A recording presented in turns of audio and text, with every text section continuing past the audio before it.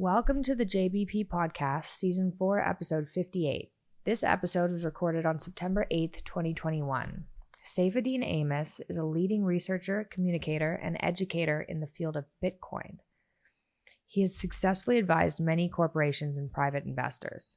He earned his PhD from Columbia University and has since delved into energy, environmental, and political economics.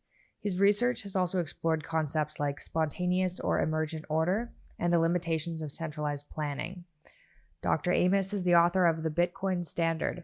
Published in 21 languages with thousands of Amazon reviews, it's widely considered the most important book for understanding the economics of Bitcoin. We hope you enjoy this episode. This episode is sponsored by Green Chef, the #1 meal kit for eating well. If you don't know already, Green Chef is a meal kit subscription service that delivers certified organic ingredients and step-by-step instructions for creating delicious, clean meals. They're the first USDA-certified organic meal kit company, so you can enjoy hand-picked organic veggies and premium proteins without having to worry about where they came from. As you guys probably know, I have mentioned it many times, we only eat meat because we had a whole host of rare health conditions, and that's what fixed it. I guess God has an odd sense of humor. Like all of Green Chef's protein, their beef patties are very high quality. You can taste it with every bite. Green Chef takes care of meal planning, grocery shopping, and even some food prep, meaning there's no waste, and that saves so much time, especially if you have kids. Green Chef makes eating well easy and affordable with plans to fit every lifestyle, whether you eat keto, paleo, vegan, vegetarian, or just looking to eat healthier. There's a range of recipes to suit any diet preference. If you want the healthiest option, try their paleo option. In my opinion, that's the healthiest they offer. I like them out of every other company I've looked at. Their paleo option is great. They also have a sweet deal going on for listeners of the JBP podcast. Go to greenchef.com/JBP125 and use code JBP125 to get $125 off, including free shipping. Remember that feeling good starts with your diet. So make sure you visit greenchef.com/JBP125 and use code JBP125 to get $125 off plus free shipping.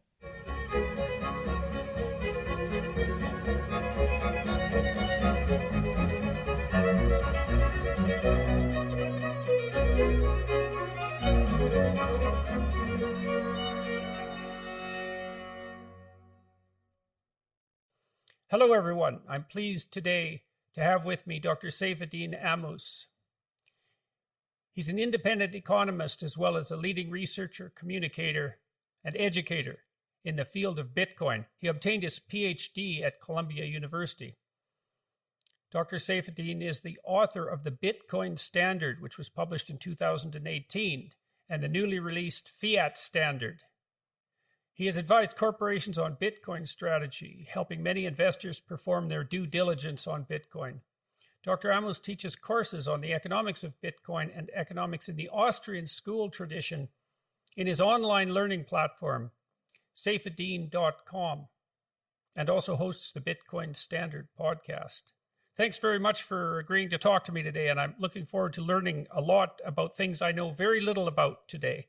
So, tell us maybe to begin with about your books. Let's start with the Bitcoin Standard and then move to the Fiat Standard. So the Bitcoin Standard.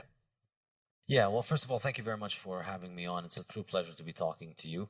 I published the Bitcoin Standard in 2018, and it was a book that tried to explain the economics of Bitcoin, why Bitcoin functions, why it functions the way it does, and what are the implications that you would expect from the continued growth of Bitcoin in the future. And so I analyzed it from the perspective of the Austrian school, relying on the work of economists like Karl Menger and Ludwig von Mises, and Murray Rothbard and Joe Salerno and Friedrich Hayek.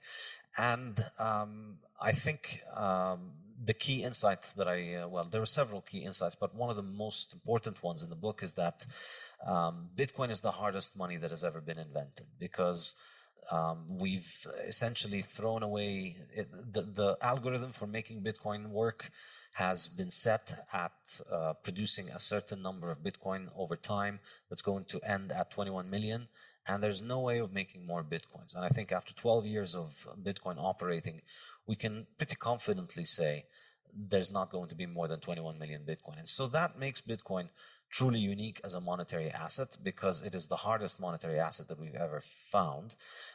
There's so no let me ask you a question about that. So why is it important that that limit exists?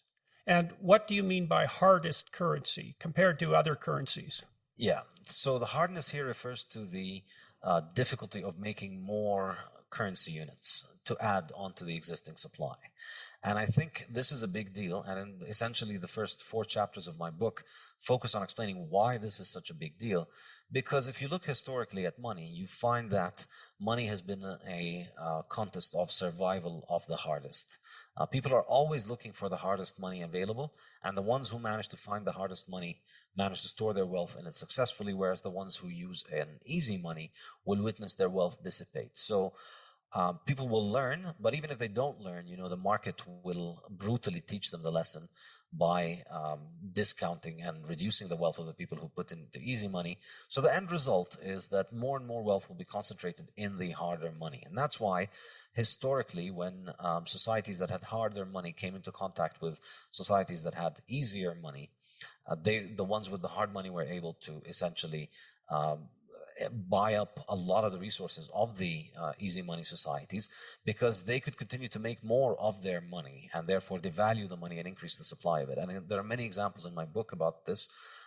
Seashells and glass beads and limestones all were used as money when industry made them scarce in certain times and places. But then when modern technology came and allowed for an increase in their supply, their value was declining. And then in the 19th century, we see this happen between gold and silver too. The price of gold and silver used to oscillate around 15 ounces of silver per 1 ounce of gold. And in 150 years, it's now somewhere around 100. It's gotten to around 120 recently. So the price of silver has been declining next to gold, and I think that can be explained by the fact that gold is harder. The supply of silver is being increased at a faster rate, and there was utility in the use of silver when money was physical, but then with the creation of essentially financial instruments that were backed by gold, you could use silver, you could use gold payments for small amounts of payments as well as large amounts of payments. So that kind of obsoleted the role of silver. And so everybody went with the harder money, and then the harder money appreciated and the easier money continued to lose its monetary status. Okay, so let me see if I've got this straight. So money is an abstract store of value, and you always wanted to represent value as such. So something like the exchange of labor or the exchange of efficiency, something like that. And you can correct me if I'm wrong there. You have to use something to represent that abstraction. And the problem with that is that there will be people who have control over the representation rather than contributing to the value. And those could be politicians who could print money, or they could be people who find silver or who find gold or who mine it and so forth. So anything that can be produced that's a representation is subject to devaluation if the production becomes more efficient. And anything that's producible, like a paper money, can be toyed with by those who have control over its distribution. And so your argument essentially, and the Bitcoin argument in general, is, well, here's something that we will never get more of no matter what we do. So I'd like to know why I should believe that. And the next thing I'd like to know about that maybe is, well, why Bitcoin and not 200 alternative cryptocurrencies? Like, so Bitcoin can't be produced, but cryptocurrencies can be. And so why isn't that an indication of the softness of cryptocurrency, Bitcoin included? Yeah, well, these are great questions. So I think initially, yeah, you're absolutely spot on. It's exactly that whatever gets chosen as money, it holds value because it has value on the market.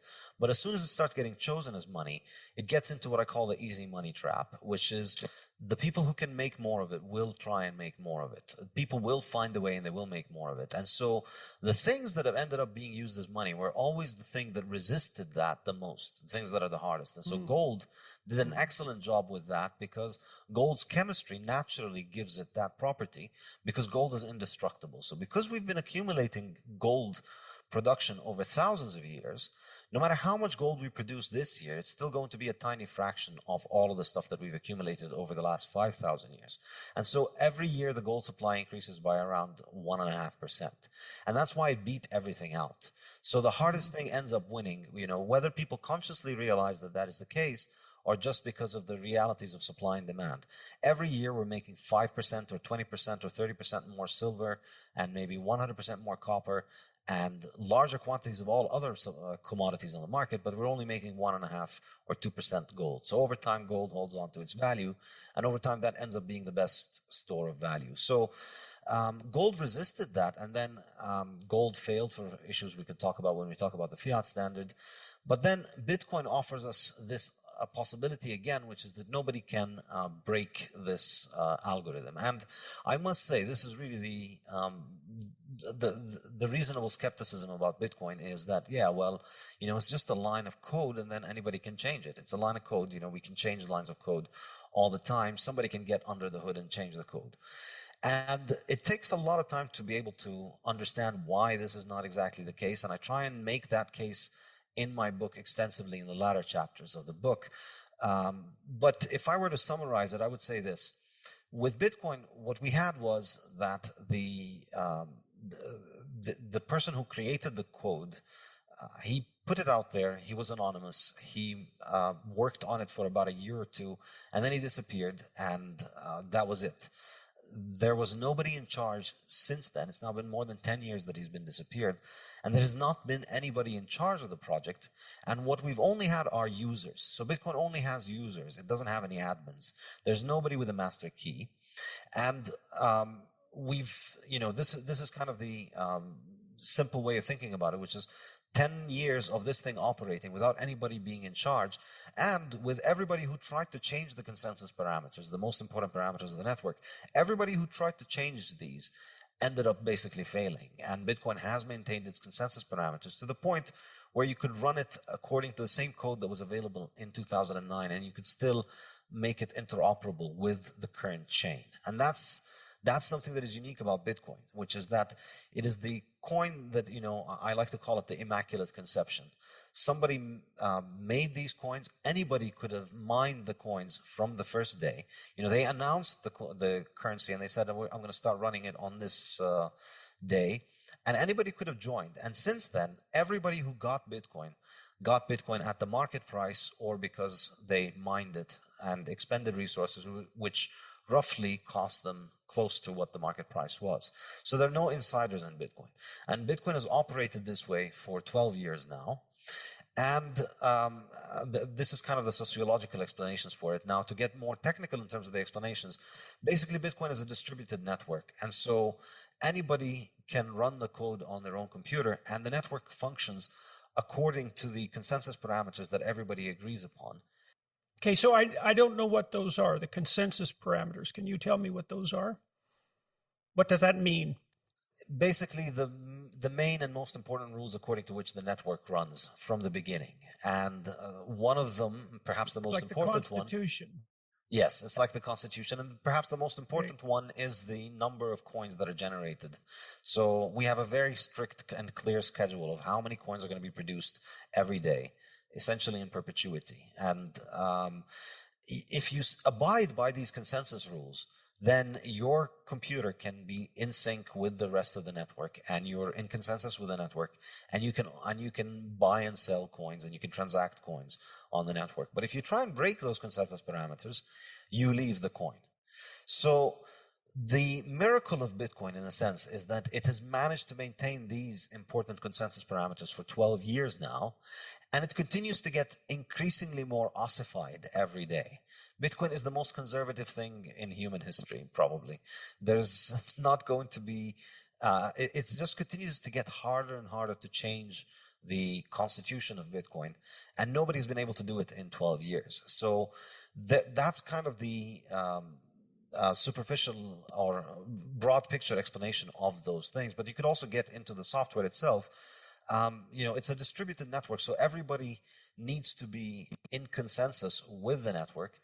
And then if you end up breaking the rules, if you end up trying to change the rules, which a lot of people have tried to do, all that you will do is that you will end up with another Bitcoin. that is out there competing on the market with the original Bitcoin, but you've got a lot less liquidity and you've got a lot less ability to compete. And we've seen many people try and do that. And all that has happened is that their coins have, continued to change their consensus parameters, because once you break your duck once, then it just becomes much easier to do it. And they devolved into civil strife between participants on the network. And of course, they lost economic value, and the value of the network is essentially dissipated close to zero. So Bitcoin continues to get stronger because it continues to demonstrate that it can do those few very simple technological tasks, and it can do them reliably, and it can do them according to the same rules that it has been doing them for 12 years. That's kind of the value proposition. It's immutable, it's decentralized, and the money supply is fixed. So that's kind of a big deal if you put all of these all together. Right. And so it's hard for anyone to make a Bitcoin substitute that can catch up to it, because it's established a kind of primacy given its track history of reliability and its widespread distribution. That's part of the argument for its primacy. Yes, but I think it's more than that. It's not just, Coca-Cola and Pepsi catching up to one another, or McDonald's and Burger King.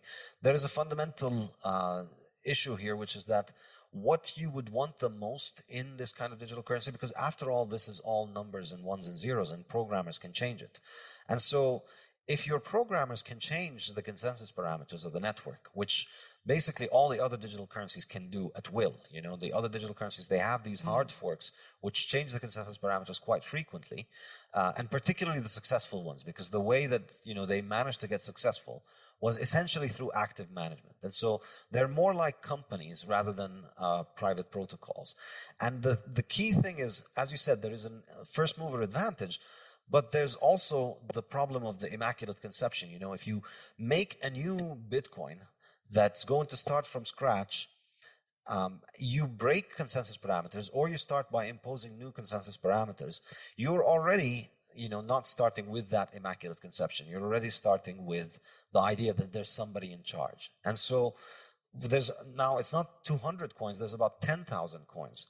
And if you've heard about any of them other than Bitcoin, it's because there's a small group of people that have been behind them. And so that, as far as I'm concerned, makes it highly unlikely that they would have a monetary role, because at the end of the day, what you appreciate about Bitcoin, what makes me pay attention to Bitcoin, is that it is neutral money that nobody can control.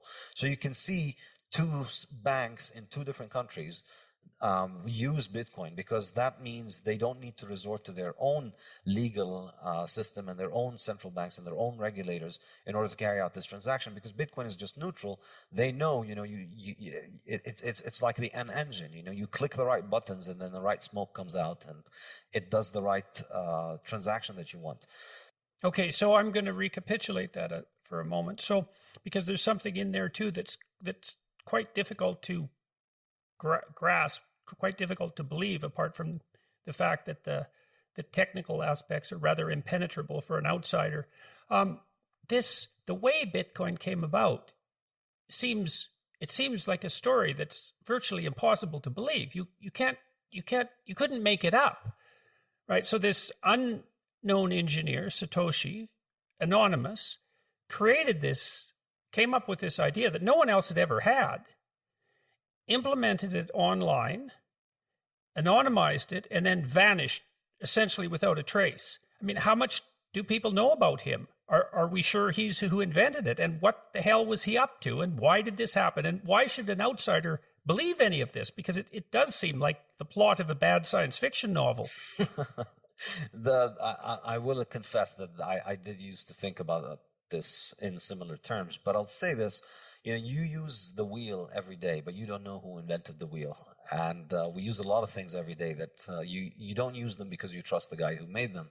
You use them because they have a proven track record. You've spent your life seeing wheels working, and so you're willing to trust a wheel next time you get into a car. So I think, that's ultimately what... in a sense, it's kind of bad press for Bitcoin, but like a lot of things about Bitcoin, it actually ends up being illustrating its strength. Yes, this thing has a story that, a PR person would tell you, just don't bother, start doing something else with your life rather than try and sell this thing. And it doesn't need anybody to sell it. That's kind of the point. It doesn't have a story. It doesn't have a PR person. And the fact that it has this kind of ugly story where this person just came in and then disappeared, and who knows what happened? Nobody really knows. Maybe he died. Maybe he has other things to keep him busy. Maybe he's incapacitated in some way. But ultimately, it doesn't matter, because even if he were to come back today, he has no ability to control the network any more than you and I can control it. He can control the code that he runs on his computer. But at this point, the project has worked 10 years without him. So there's no reason why anybody in Bitcoin is going to defer to his judgment if he were to come back. But besides this, I think the key point is that it works regardless of whether this person is part of it or not. Okay, so fair enough. I understand that. So advantages of Bitcoin, you contrast that. Oh yeah, a couple of questions. Advantages of Bitcoin over fiat currency, and that needs to be defined, fiat currency. And then I'm also curious, as an outsider, you're an advocate, I suppose, of the Austrian School of Economics, and there are a variety of economic schools, and maybe you could briefly, for everyone who's listening, outline the competing schools and what the different propositions are and why there are competing schools and why you chose the Austrian school. Okay, I'll say this. I think the main split is between the Austrians and everybody else, as far as I'm concerned, when it comes to the main most important questions, because the Austrians come at the question from a different starting point, which is that value is subjective. Economic value is subjective, and that then leads to a whole different intellectual path with different methodologies and different conclusions from what you get from essentially everybody within the mainstream. And when I say the mainstream, that includes neoclassical economists, Chicago school economists to some extent, Keynesian economists, and all other different flavors, and even Marxist economists. Because on the main and big questions, I think the Austrians stand on a completely different ground, which is value is subjective. So therefore, economic calculation is something that is done at an individual level, and it is something that cannot be done objectively by a centralized authority, which is the kind of physics envy that has plagued mainstream economics throughout the 20th century. So this leads to a difference in methodology, leads to a difference in conclusions, which is once you understand that value is subjective, you realize the best person who's able to achieve the important values that matter to them is the person themselves. And so you are more likely to be sympathetic to ideas that give individuals more autonomy over their own life in economic terms.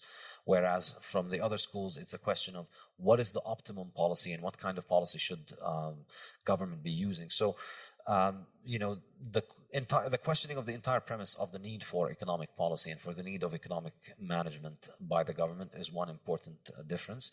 So if you're working within the parameters of the Austrian economic school, does that tilt you?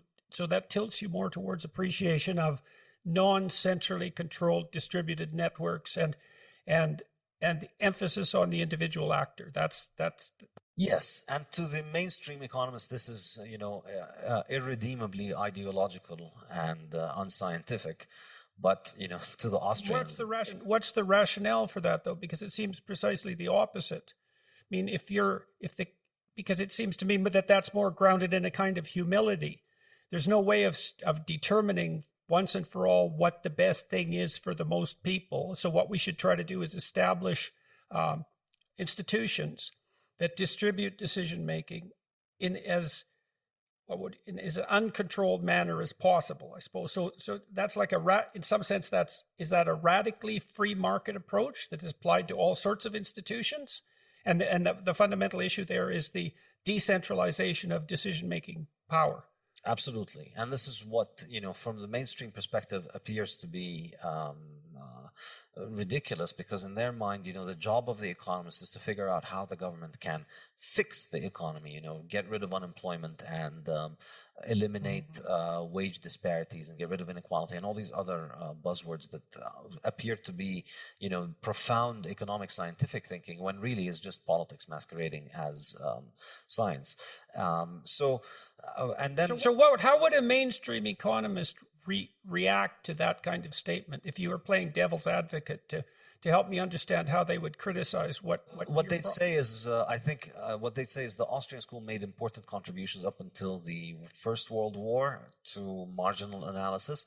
But then the field advanced mathematically, with the improvement in mathematical techniques that happened around the world, and with the advancement of computers, there became so much more room for the application of mathematical and quantitative methods into economics. And the Austrian school failed to keep up with that. And so they're still stuck in the past, writing essays, shouting at the clouds, not making much sense. Whereas, the mainstream has moved on to this scientific management, which is, once you scratch under the surface, you realize there's very few differences between modern macroeconomists' scientific management and erstwhile socialist economists and Soviet economists and their conception of central planning. It's, in fact, one interesting anecdote. Paul Samuelson literally wrote the textbook on economics in post-World War II America and the world. And his Principles of Economics textbook, which first came out in the 40s or 50s, I don't remember when was the first edition, and it continued to come out until his death about 10, 15 years ago. Up until the 1989 edition, the book had continuously, when discussing the Soviet economy, the book had continuously said the Soviet economy will likely outperform the U.S. economy, and it will overtake the U.S. economy within the next 2 years. And there's a paper that is done that goes through all of these different editions, and as Samuelson continues to move the goalposts. They were supposed to overtake the U.S. in 68, but then by the 65 edition, they're supposed to take the U.S. in 75 now, and then new edition comes along. And I don't remember the exact dates, but they kept on kicking the can down the road while continuously, not challenging the essential idea, which is that central planning of the economy works, and the Soviet Union is going to do a better job than the U.S. But their defense against central planning of the economy is that it flies in the face of democratic control of society, and we wouldn't want to infringe on people's freedom. So for mainstream economists, the problem with Soviet economic planning was that it necessitated, breaking a few eggs and putting a few million people in gulags. And that's why we don't want it, but it would work and it would give us more GDP. And so this continued to be published in Paul Samuelson's textbooks up until 1989 or 1990 or something like that. Students were studying this in class as the Soviet Union was collapsing. And of course, this is fiat academia, fiat world.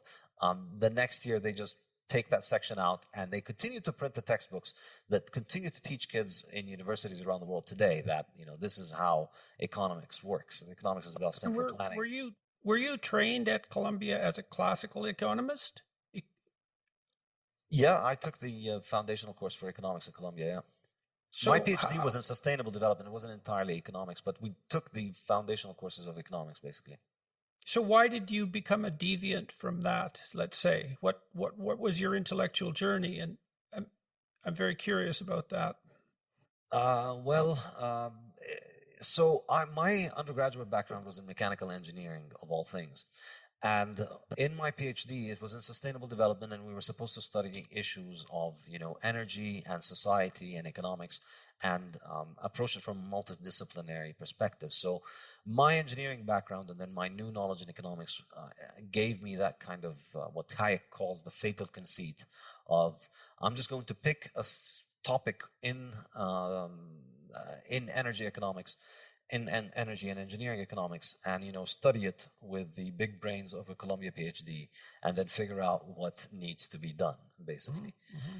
And then you can maintain these illusions until you actually start digging into the spreadsheets, and then you start trying to actually mathematically model the complex world outside and put it on a spreadsheet on your computer, and then you start realizing just how absurd these things are. Yeah, well, you'd think if you could do that, then you could put the stock market on a spreadsheet and run your economic wizardry and gather all the money in the world with your capability to model the economic system and predict, and yet no one can do that. Exactly. So, So, and one more comment about that. I mean, I see that danger of that fatal conceit lurking.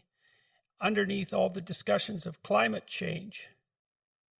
Does that seem like a reasonable proposition to you? Because it's a justification for central planning, masquerading as, well, we have to save the planet. We know what's wrong with it, and we know how to fix it, and our solutions are going to work, and they're not going to produce unintended consequences. And it's so dire that you need to leave us alone while we do this, and we know better than you do.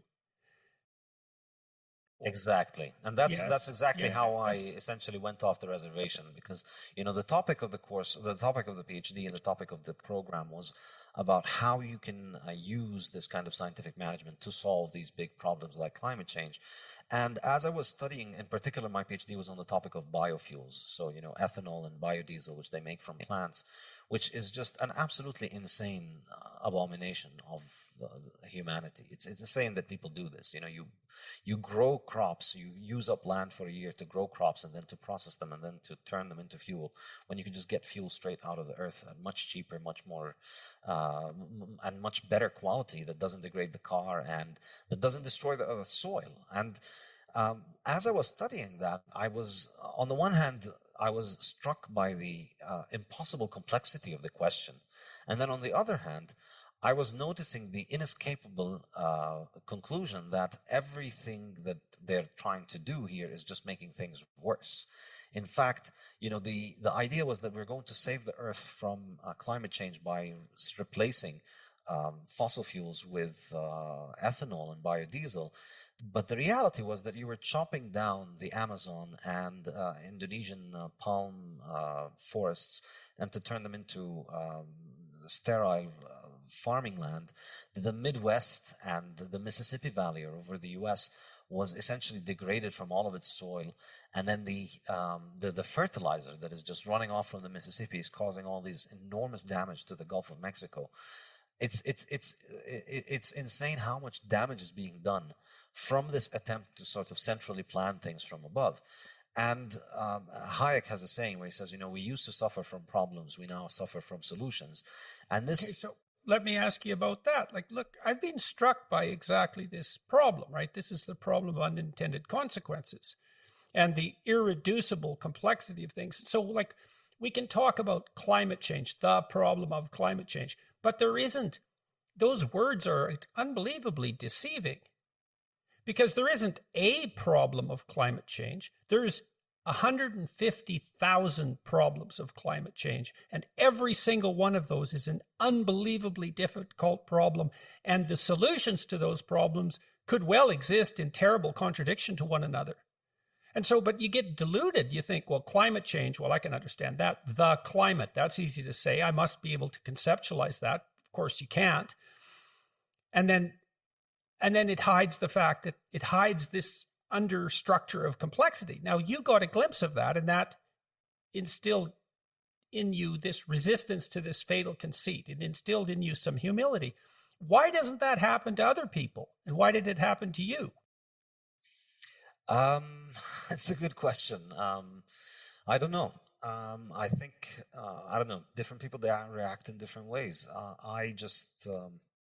I had an insatiable curiosity to continue to try and understand this question, whereas what I needed to do was to just sit down and run a bunch of equations on a spreadsheet and say that this is the model. And, as long as the thing was internally consistent, then it gets the pass, and then you get the degree. Maybe it was your training as an engineer.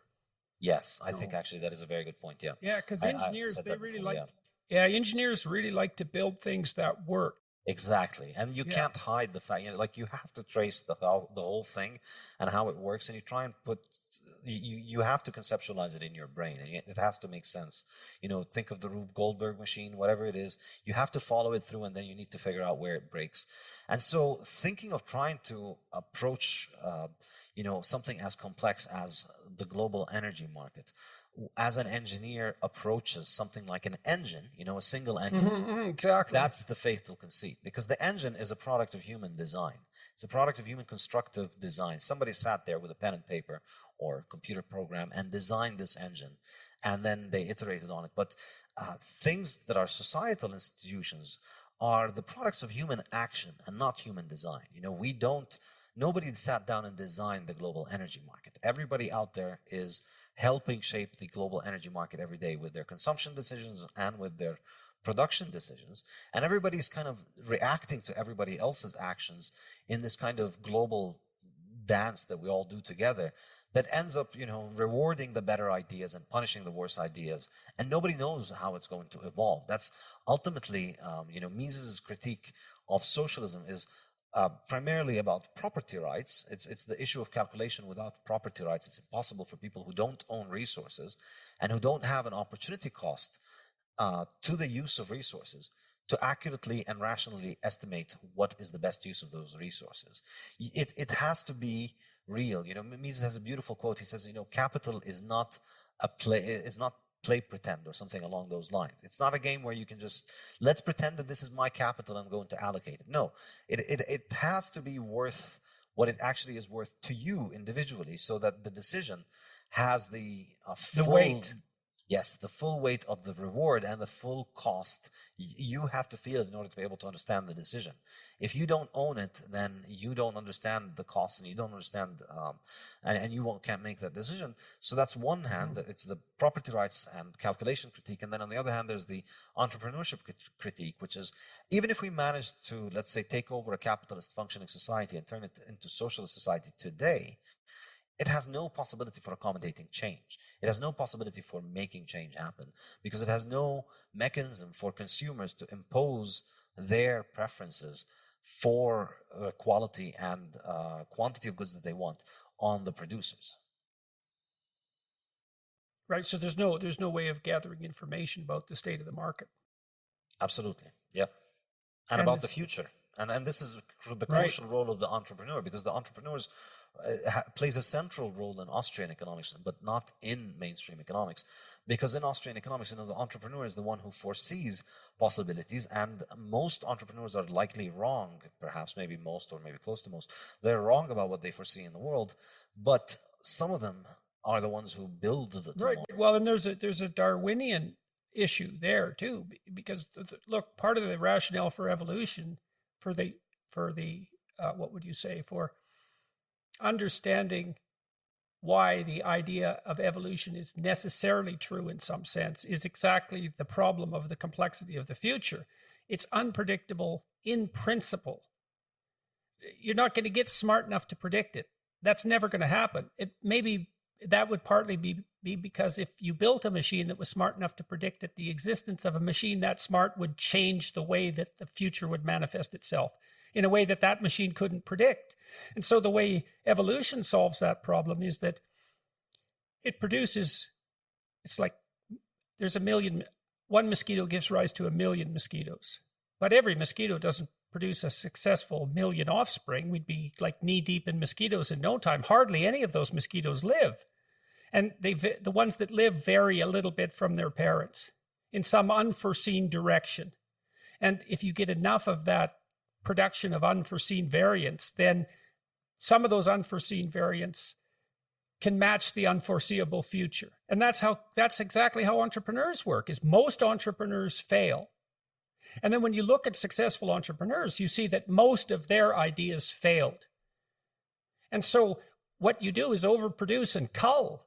And that's not the same as logical prediction. Now, there is some role that intelligence plays, right? Because by all things considered, you'd hope that more intelligent entrepreneurs, you would predict that more intelligent entrepreneurs have a higher probability of success than less intelligent entrepreneurs. But it isn't necessarily because they're better able to foresee the future. It might be that they're making better rational decisions of the sort of rational decision that intelligence can make. But so it's very interesting to me that you say that the entrepreneurs, in some sense, their function is to keep the system modifying itself to keep up with the transforming present that we call the future. That's the role of the entrepreneur. And even psychologically, that's the case. They're high in openness, and open people psychologically overproduce ideas. They're fascinated by ideas, and they have high verbal fluency. They have high fluency in the ability to generate images. So for example, someone who's creative if you say to someone creative, write down as many words as you can that begin with the letter S in 3 minutes, the creative people will on average outperform the uncreative people. That's a consequence of trade openness. And that's a consequence in part of its association with high levels of G, fluid intelligence. So it's just speed in some sense. And there's also the other thing that the creative people do is they'll produce more divergent answers. How many different uses can you think of for a brick? You score that by number of uses generated, but then also by the rarity of the use that's specified. Extra points, so to speak, are given for that. So the way that nature solves the problem of the unpredictability of the future, even within human psychological functioning, is by overproduction and culling, not by rational prediction. Yes, and one saying, I think it's Popper who said this, but it may be apocryphally attributed to him, but it is, to predict the wheel is to invent the wheel. That's, I think, the issue of prediction.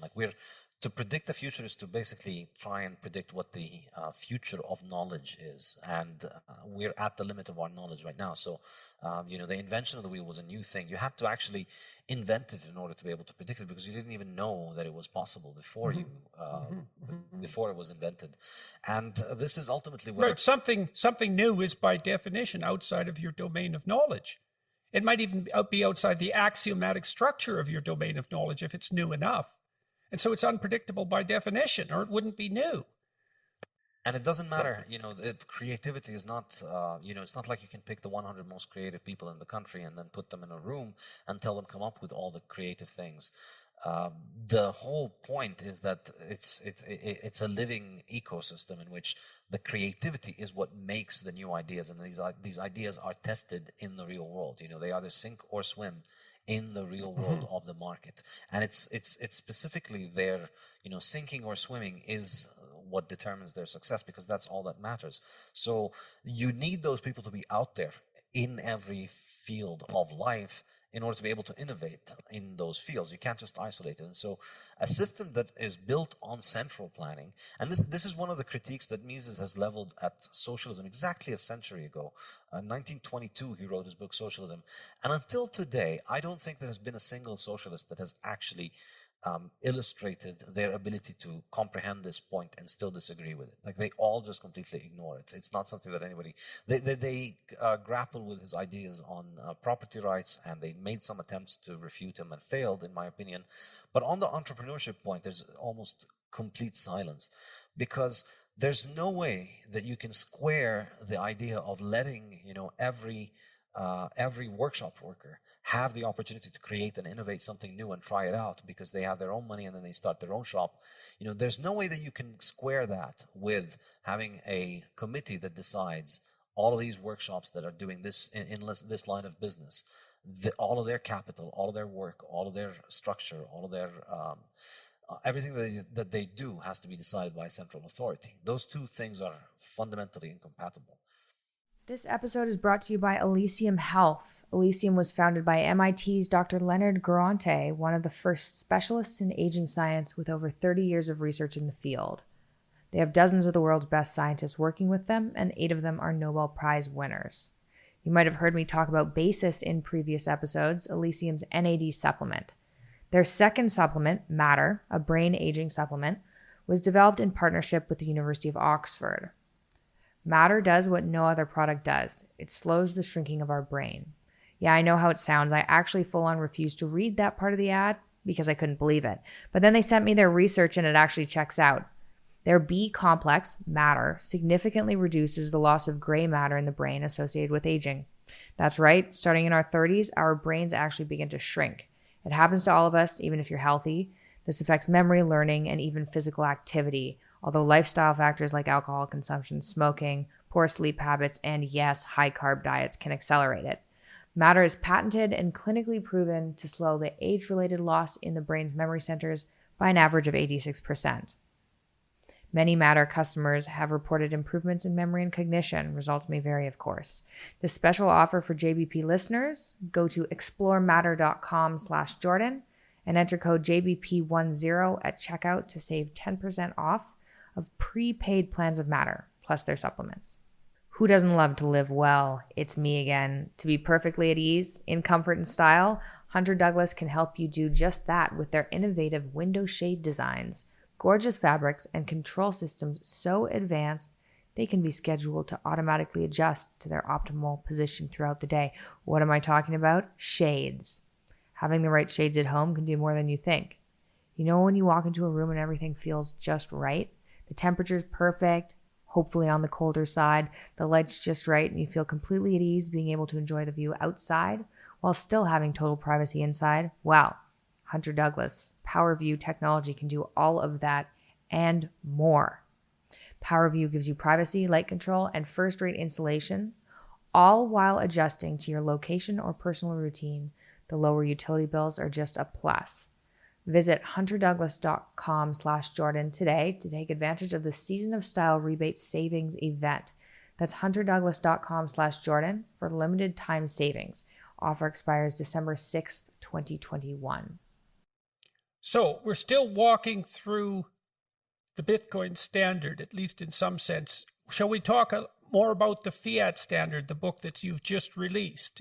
And so let's talk, first of all, tell everybody what constitutes a fiat currency and contrast that with Bitcoin and have at her. All right, so let me just conclude with one more thing about the Bitcoin sure. standard and the Austrian school, because I think it's a good recap of everything we've discussed so far, which is that, practically speaking, where the rubber hits the road in terms of the difference between the Austrians and everybody else is in the free market conception of money versus the statist conception of money. This is where, the two worldviews are the most divergent, because from the mainstream perspective, everybody in the mainstream, the money is the creation of the state, and the only question is what is the state's role in the management of money. But from the Austrian perspective, money is a product of the market, and the state the money is not the invention of the state, and the state's meddling in money is actually not just irrational in the sense of it can't succeed for all the reasons that socialist central planning cannot succeed. It's also at the root of the cause. It's also the root cause of the majority of economic problems that all economists are concerned with. So once you and I heard your discussion with Robert Murphy, who did a great job explaining the business cycle. It's the corruption of money that ultimately leads to the business cycle. And up until Bitcoin came about, this was an interesting philosophical discussion and academic discussion.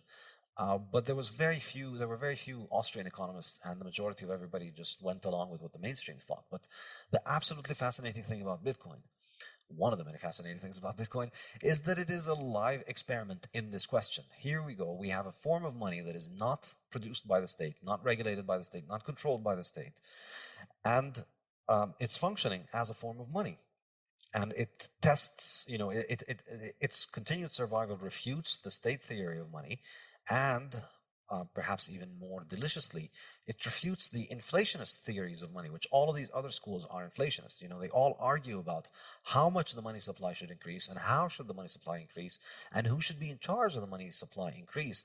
But none of them has ever questioned the fundamental proposition, which is the money supply should not increase, does not have to increase. And So why do they presume that it should increase?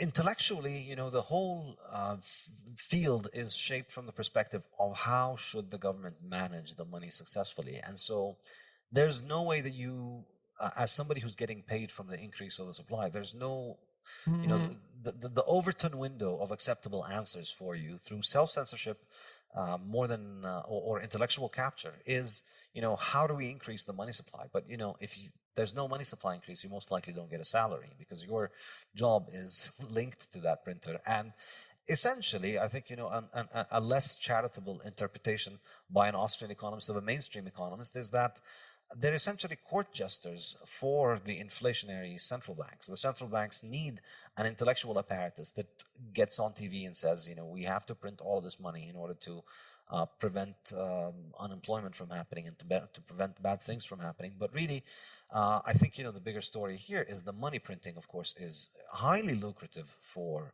governments. And so, of course, governments are highly favorable of people who want that. So Bitcoin is powerful in this regard because economically it's succeeding, and intellectually it's succeeding as well. I think it's a massive challenge to the mainstream economics establishment.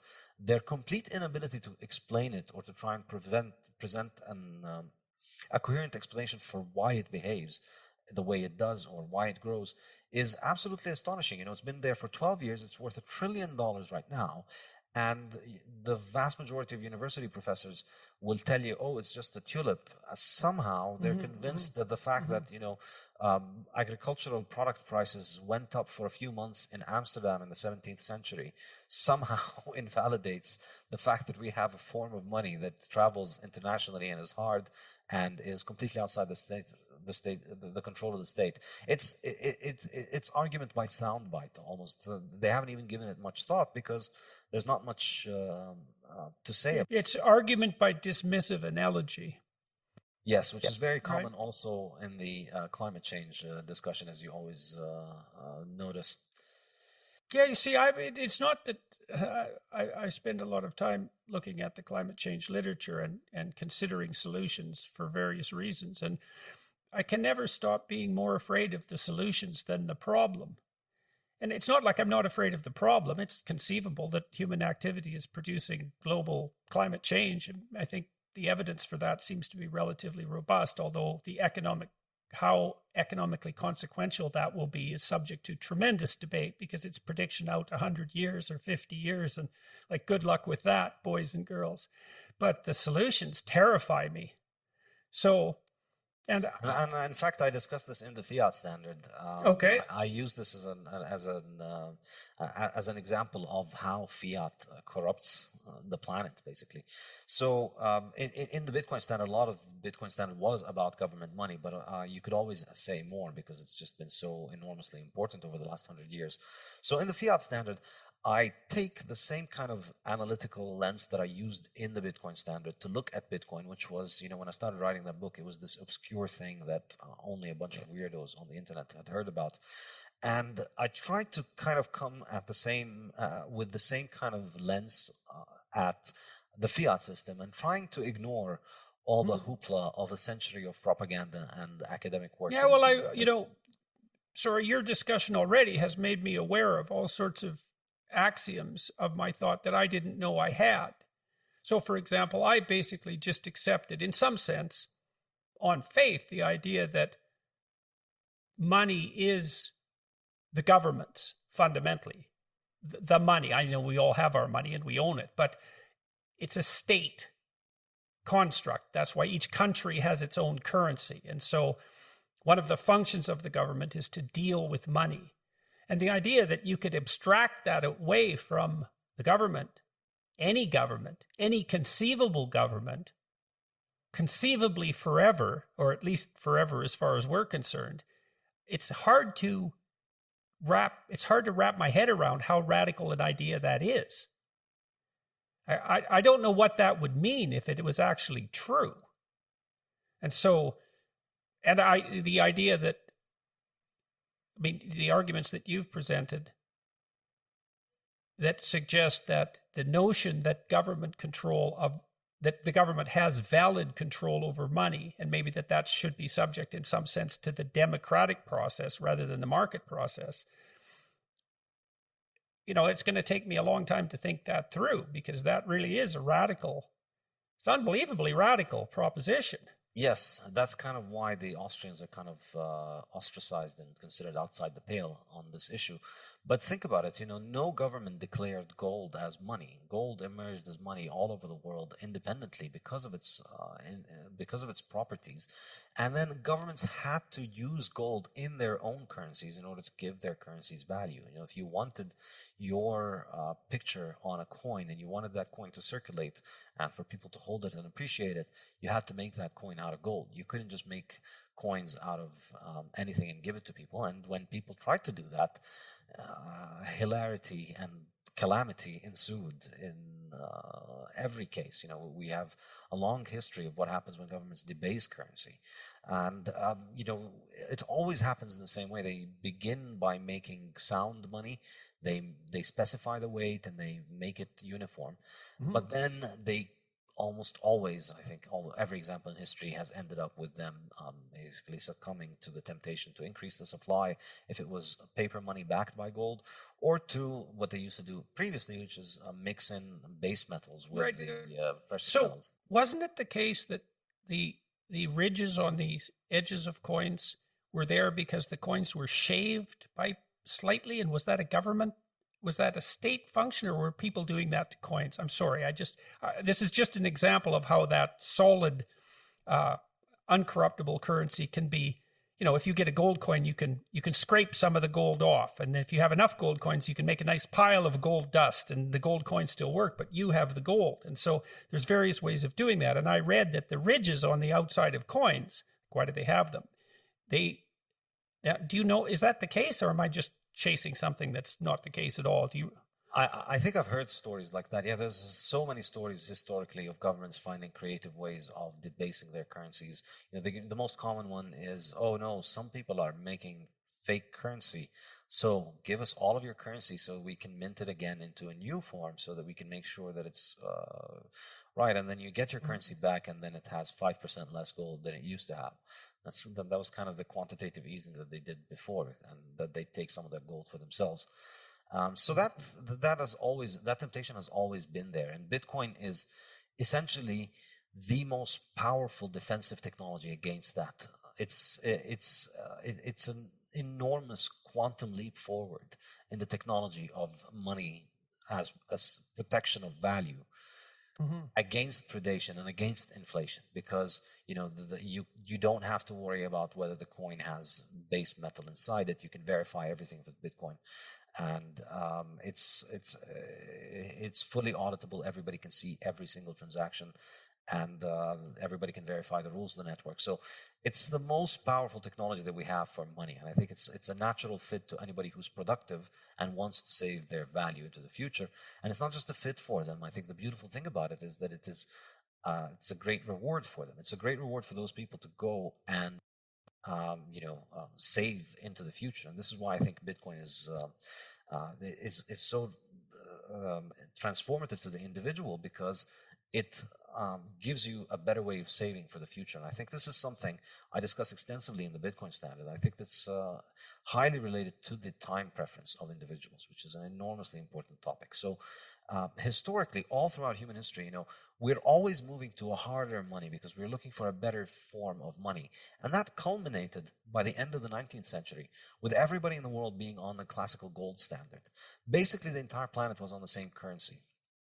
One money chosen on the market, very hard to produce, holding on to its value, offering anybody in the world the ability to save for their future, essentially for free. You get paid in the coin, you keep the coin safe, and then 20 years later, that coin is not only held on to its value, it's likely appreciated more, because in those 20 years, we've made more cars, more houses, more apples, more oranges, more everything, but we haven't made a lot more gold. So the gold coin remains valuable. And so historically, you see this has coincided with a decline in interest rates, which from the Austrian perspective is a measure of time preference. Time preference is what determines interest rate. And time preference is the degree of discounting for the future. So effectively, as long as we're using harder and harder money, we're being able to provide for the future better. And that's reducing our uncertainty of the future. Now you can be fairly confident that the money that you worked for today, that you can save it and it'll be there for you in 5 years' time. Well, you start thinking more about yourself in 5 years' time. And as our technology for money has improved, and as our ability to save has improved, our time horizon has expanded. Our time preference has dropped. We start thinking more and more about the future. That encourages us to save more, to invest more, and then that leads to capital accumulation, which leads to the increase in productivity. And I think the whole world was basically lowering its time preference until the early 20th century. And then in the early 20th century, this is kind of the central argument of the fiat standard, by switching to an easy money, where now, in the 20th century, we moved to government money, which has been increasing on average, I calculate at something like roughly 14% a year globally. So you move from a money supply that's being inflated at 1 or 2% as the average human being in the world. You had that same gold coin. Now you're stuck with your government's local scrip that is inflating at, on average, 14%. Some people have witnessed 200% inflation. Okay, so that on average, so you said worldwide, if you just took Western democracies into account, say relatively stable societies with relatively admirable forms of government, what sort of inflation rate are you looking at? Do you know that? Yeah, I've done the numbers in the fiat standard. Okay. The lowest averages you'll see are in the US, Switzerland, Denmark, and Sweden, and they're about 6 to 7% per year over the last 50, 60 years. So that's really as good as it gets for fiat as a kind of average. So you're constantly, so you need a return of 6% or 7% just to keep up. Basically, yeah, and 7% is not nothing. 7% means you basically lose half the value stored in 10 years, and that's 7%. That's in the good cases. There are countries that have had an average of 200% because they had years in which the money supply went up tenfold within 1 year, and that has happened. So you think about the examples of people living in hyperinflationary societies, and I used to live in Lebanon until recently, and you see that when the currency collapses, think about the stories about Weimar Germany or about any Latin American country or Lebanon or Zimbabwe. When you hear about their inflation, the stories are of people that have been reduced to very, very, very short-term thinking. Your money, you get paid on the beginning of the month. Your money is going to be worth half of its price by the end of the month. So you get paid and you run straight to the supermarket. I remember I was a kid growing up in Brazil, and I remember that, on the first day of the month, the supermarkets would be overrun and there would be people fighting and things would be crazy because everybody's trying to get things now before everybody else gets their paycheck and buys everything and then bids up the price. So your time horizon is shortened when your money is losing its value. Okay, so let me ask you a question about that then too. So one of the problems that the people who are concerned about the environment and about global warming are trying to solve is they're trying to increase our sense of caring for, let's call it the planet, the environment, right? Global concern. Think globally, act locally. You're supposed to be taking all these other things into account and not consuming like a madman and despoiling the planet. But implicit in your argument, as far as I can tell, is that if you stabilize the currency so it can't be inflated and you make people's time horizon much longer, that they're going to be concerned about a far greater variety of things that are distal from them, like the environment, because they're now able to do that instead of having to fight for short-term emergency survival continually. Exactly. That's it. So the more capital you accumulate, the more you can provide for the future, the more you can secure the present and start thinking about the future. And the more you care about the future then, in some sense, or can care about it. And you think about it like the fisherman who's able to move toward building a fishing boat and a fishing rod. They are able to now rest assured that any day they just need a small amount of time to go out and catch the fish. It's not like the days when they had nothing and they had to try and catch them with their hands every day, and so some days you might not be able to even catch anything. So now your survival is more secure, and so you start thinking more about the future. And money is an incredible technology for that, for lowering our time preference. That's kind of one of my central arguments in the fiat standard, that money is the best mechanism we have for moving value to the future. Because, you could save a fishing boat and you can save something else, but you don't know what's going to happen in the future. And you don't know if you want to move away from where you are. Money itself is enormously important because it's very useful. You save some money and then it doesn't matter what happens in your town, you take the money and you can go away. So it protects you against the uncertainty of the future. And when that money is compromised, your ability to think of the future is massively compromised as well.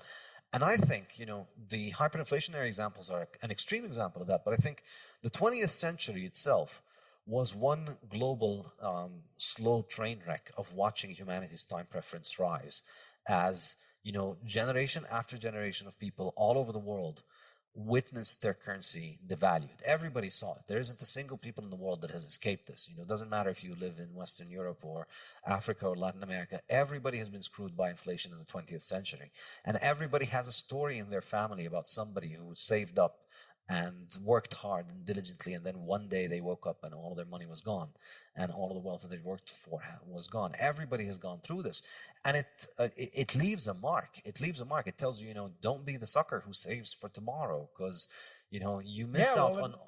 You see, like in Weimar Germany, you think about the people who were punished by that hyperinflation. Those were people who were productive, and who had foresight, because they put away something for the future. The ants were punished, not the grasshoppers. And that's a terrible thing to do to a society, to take the most creative people who also have the ability to delay gratification, and then to just cut them off at the knees for daring to do both of those things. You couldn't do a worse thing to a society in some sense than that, to punish people for creativity, productivity, and the capacity to save instead of the pursuit of impulsive pleasure. So it is really a catastrophe. And so it absolutely is. And maybe that's not much improved when it's a slow train wreck rather than a quick one. I mean, who knows, right? So, all right. Yeah, so, I mean, the speed has varied, but I think this has been the story of the 20th century. And on the flip side of it, which is kind of the two sides of the story that I tell in the Fiat Standard, on the one hand, you had individual productive people and businesses having their wealth robbed from them continuously throughout the 20th century because it's constantly devaluing. And on the other hand, you had government bureaucracies being given essentially unlimited financing to do whatever they want because they were connected to the printing press.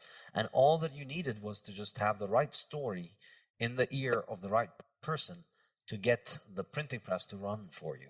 And so, not only are you punishing the most productive people in society and the people that are the best at saving for the future and thinking of the future, you're also essentially rewarding heavily people who are good at playing politics.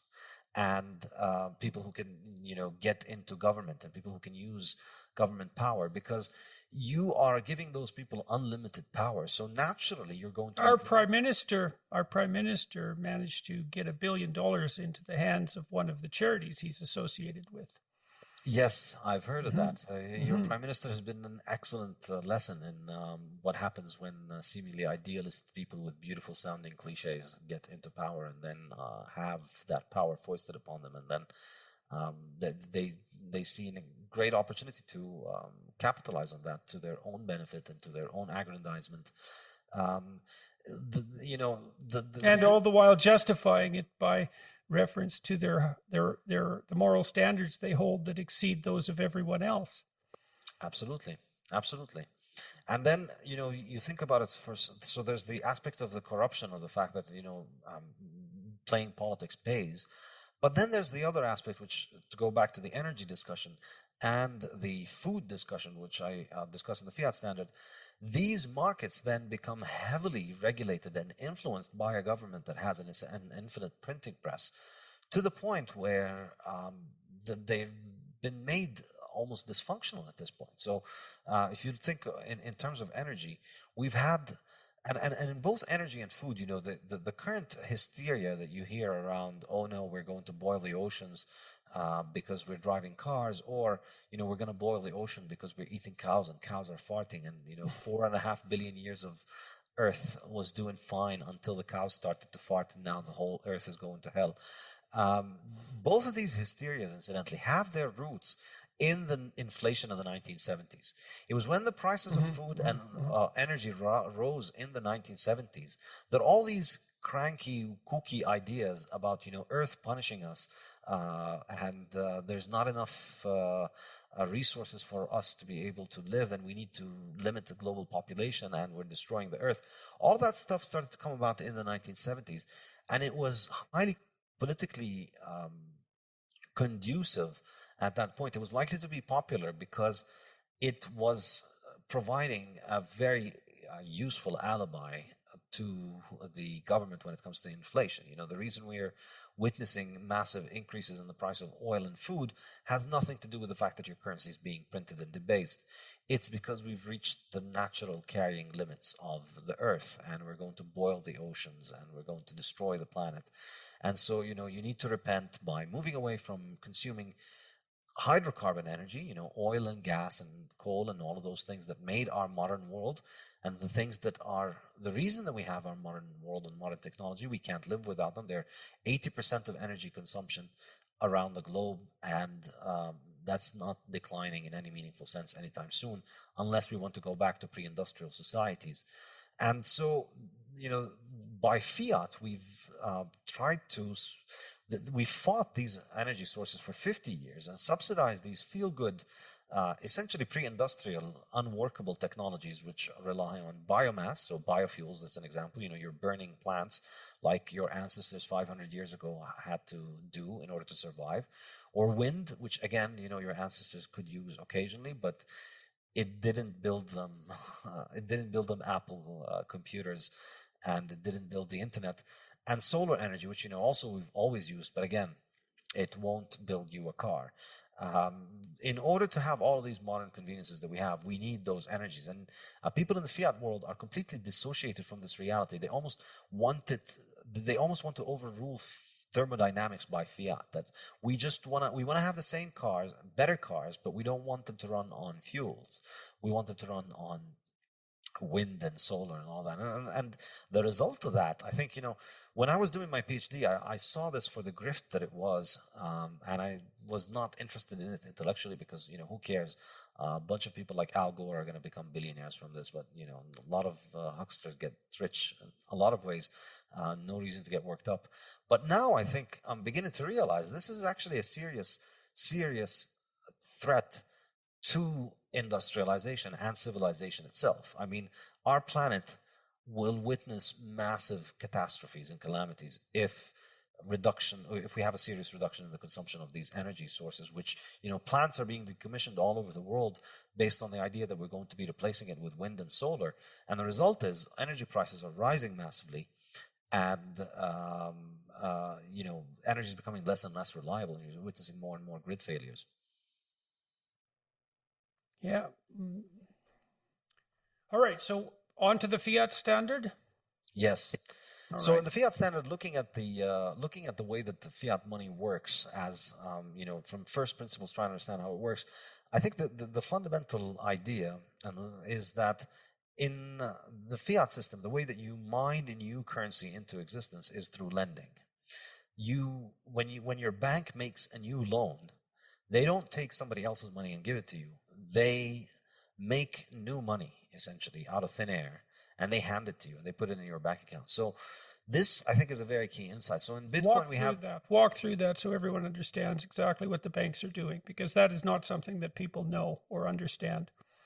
Yeah, so it's not like there's a fixed sum of money that the bank has to deal with, wherein they need to get depositors' money and then they need to lend it out to borrowers. If you have a lending license, if you're a bank, you're licensed by your local central bank, the mere fact that you have that lending license means that you can issue loans and essentially create new money and add new money to the money supply and put it in your client's bank account.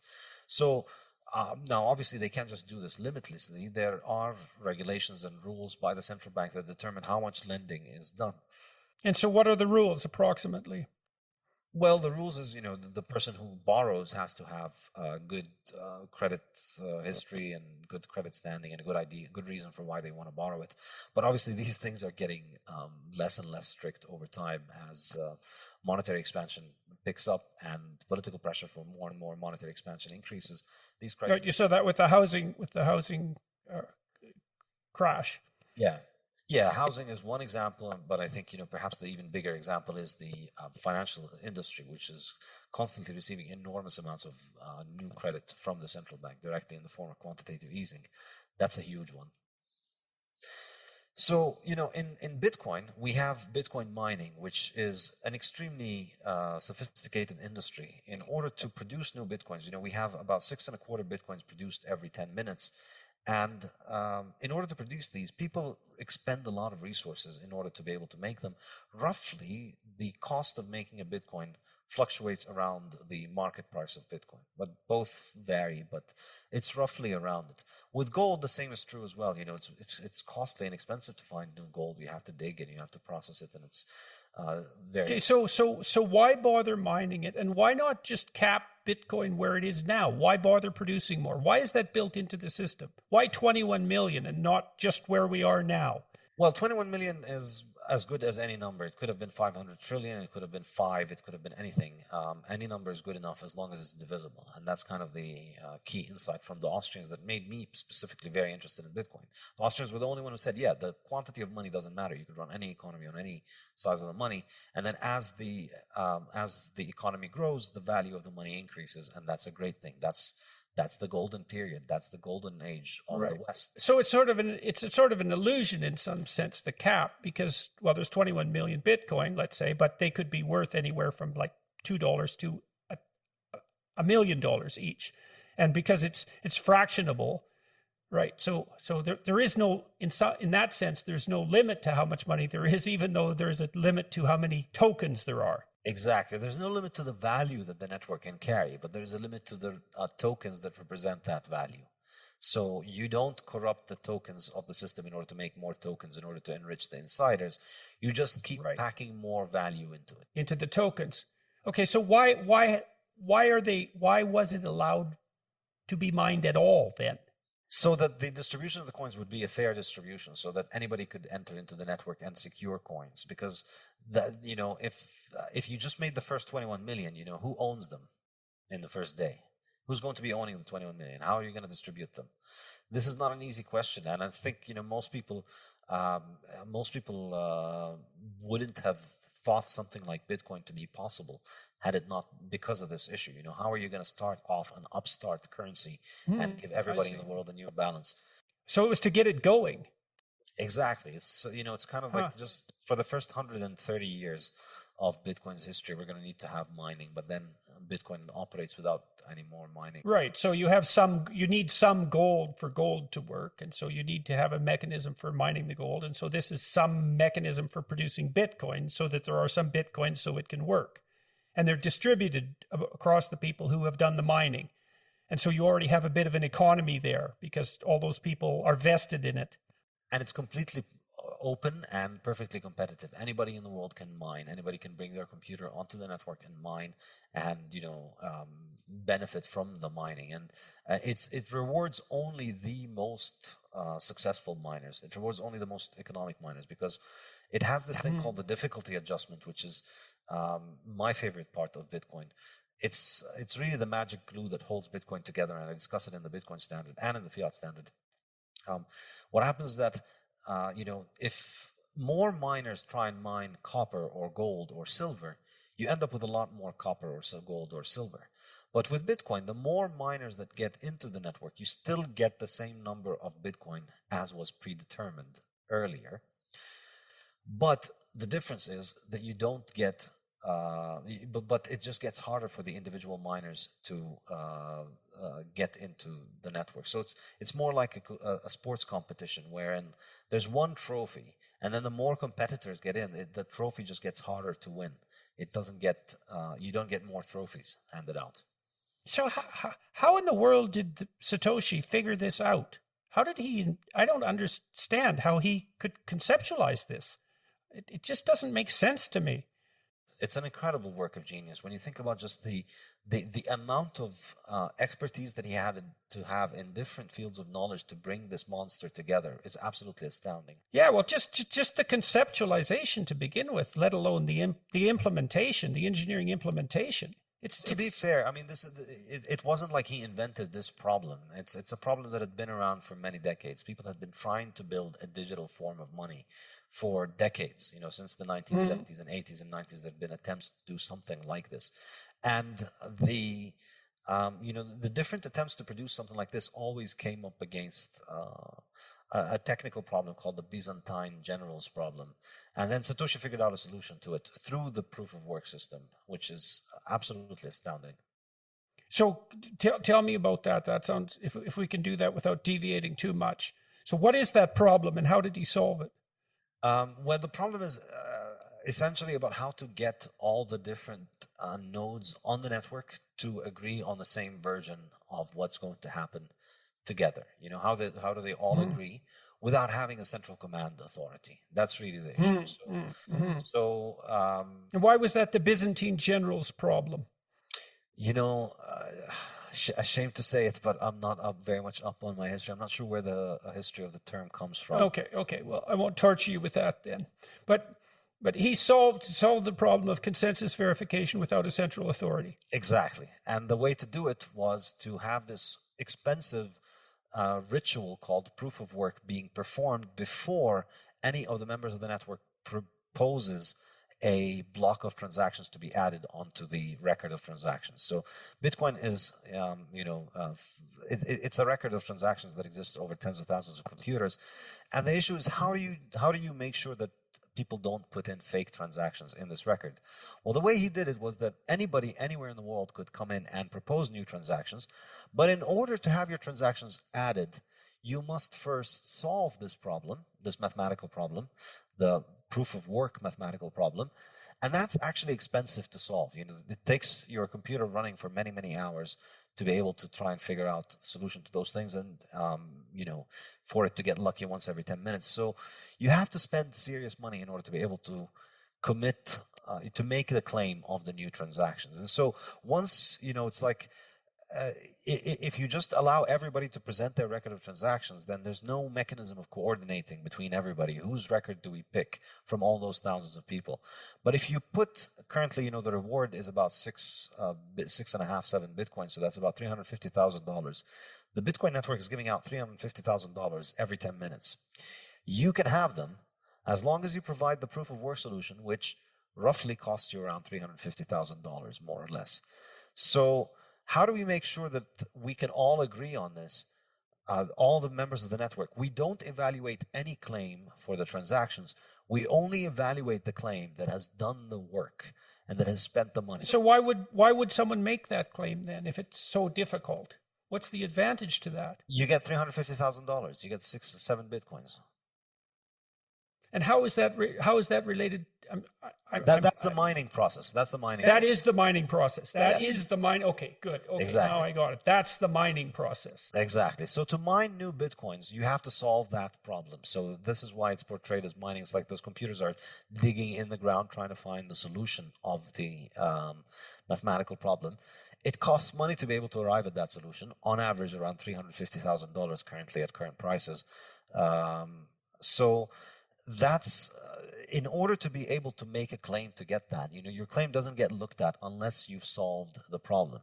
And it's very cheap for everybody on the network to see that you have the right solution to the problem, but it's very expensive to arrive at that solution. So the solution is like this very difficult key to find, but once you've found it, it's trivial to verify that this is the right key because you just put it in the lock and it works. So it's instantaneous and very cheap for members of the network to figure out that this thing is correct. So you set up this massive hurdle, essentially. If anybody wants to come and get this reward, they first need to spend... Why wouldn't they just buy Bitcoin? It seems to be a lot simpler than mining it. Then if it costs $350,000 to make $350,000, why bother with the mining? You said it rewards more efficient people. Exactly. The short answer is if you have a way of securing electricity at less than 5 cents per kilowatt hour, then you should get into Bitcoin mining business, which is lower than most rates everywhere in the world. So if you have a source of energy that is isolated from the grid, or if you have a cheap way of securing energy, then Bitcoin is a great way. Mining Bitcoin is great, but for the most... So does that mean that Bitcoin is a very good way of moving resources from places that can produce electricity very cheaply to other places where electricity is more expensive? Does that actually make the cheap electricity, it makes the cheap electricity much more valuable? Absolutely. It's this is weird. That's a weird thing. It's very weird. I think it's going to have a very profound impact on the global energy market because for the first time in history, we have a way to sell energy that is location independent. So a lot of places in the world have a lot of energy, but it's very expensive to get that to the population centers. So the north of Canada has an... So you don't need wires. Exactly. Jesus, that's weird. That's a really strange thing. Yeah, to get electricity from the north of Ontario to Toronto needs a lot of wires, or you need to, if it was gas, you need to put it on tankers or on trains or in pipelines. All of that stuff is pretty expensive.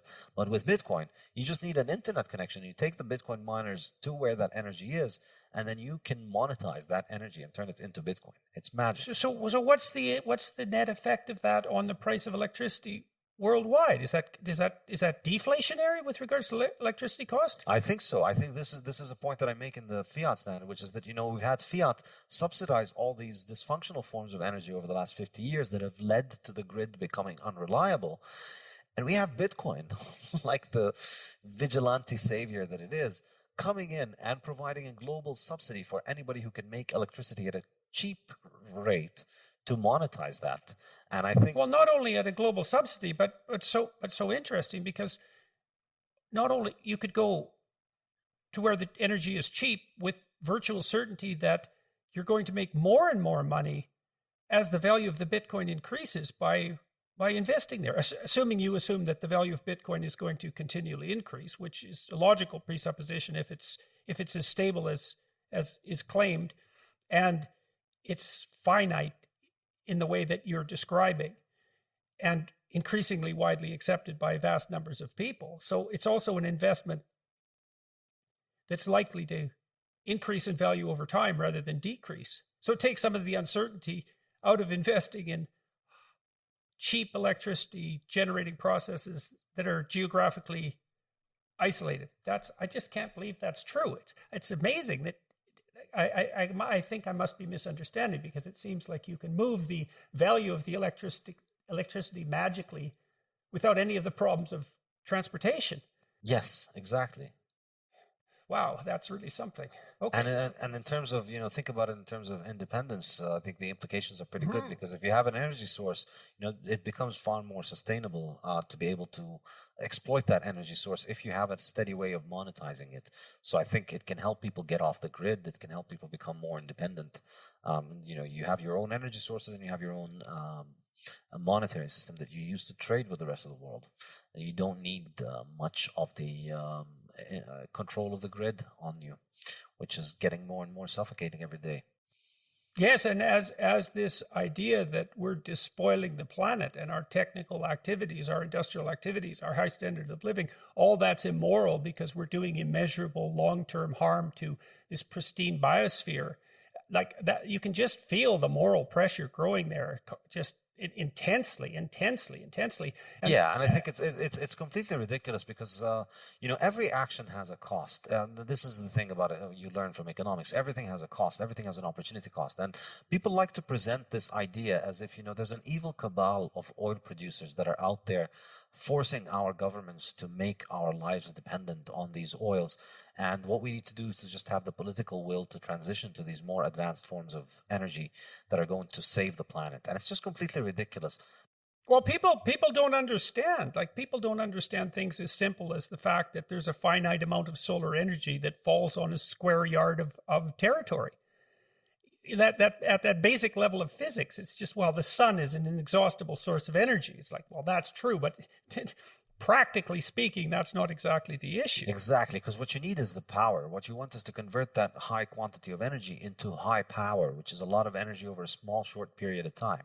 And to do that, this is really understanding that what humans look for is not energy, because energy is everywhere. There's sun and there's wind and all of that stuff.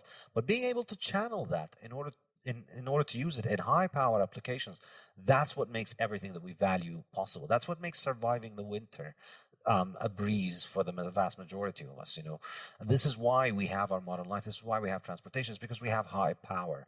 And the way that we've managed to secure high power, the way that we've built our world, is modern hydrocarbons. And so the thing that people who are afraid of carbon dioxide need to present is they need to make the case that stopping hydrocarbons is going to have such a noticeable effect on the climate that it outweighs the benefits of taking humanity back to the 1500s. They're not going to do that, because like you look at how this works out, is that, you know, we're trying to calculate the economic consequences of climate change and the economic consequences of our interventions over this has to do with the time preference over, say, 50 to 100 years.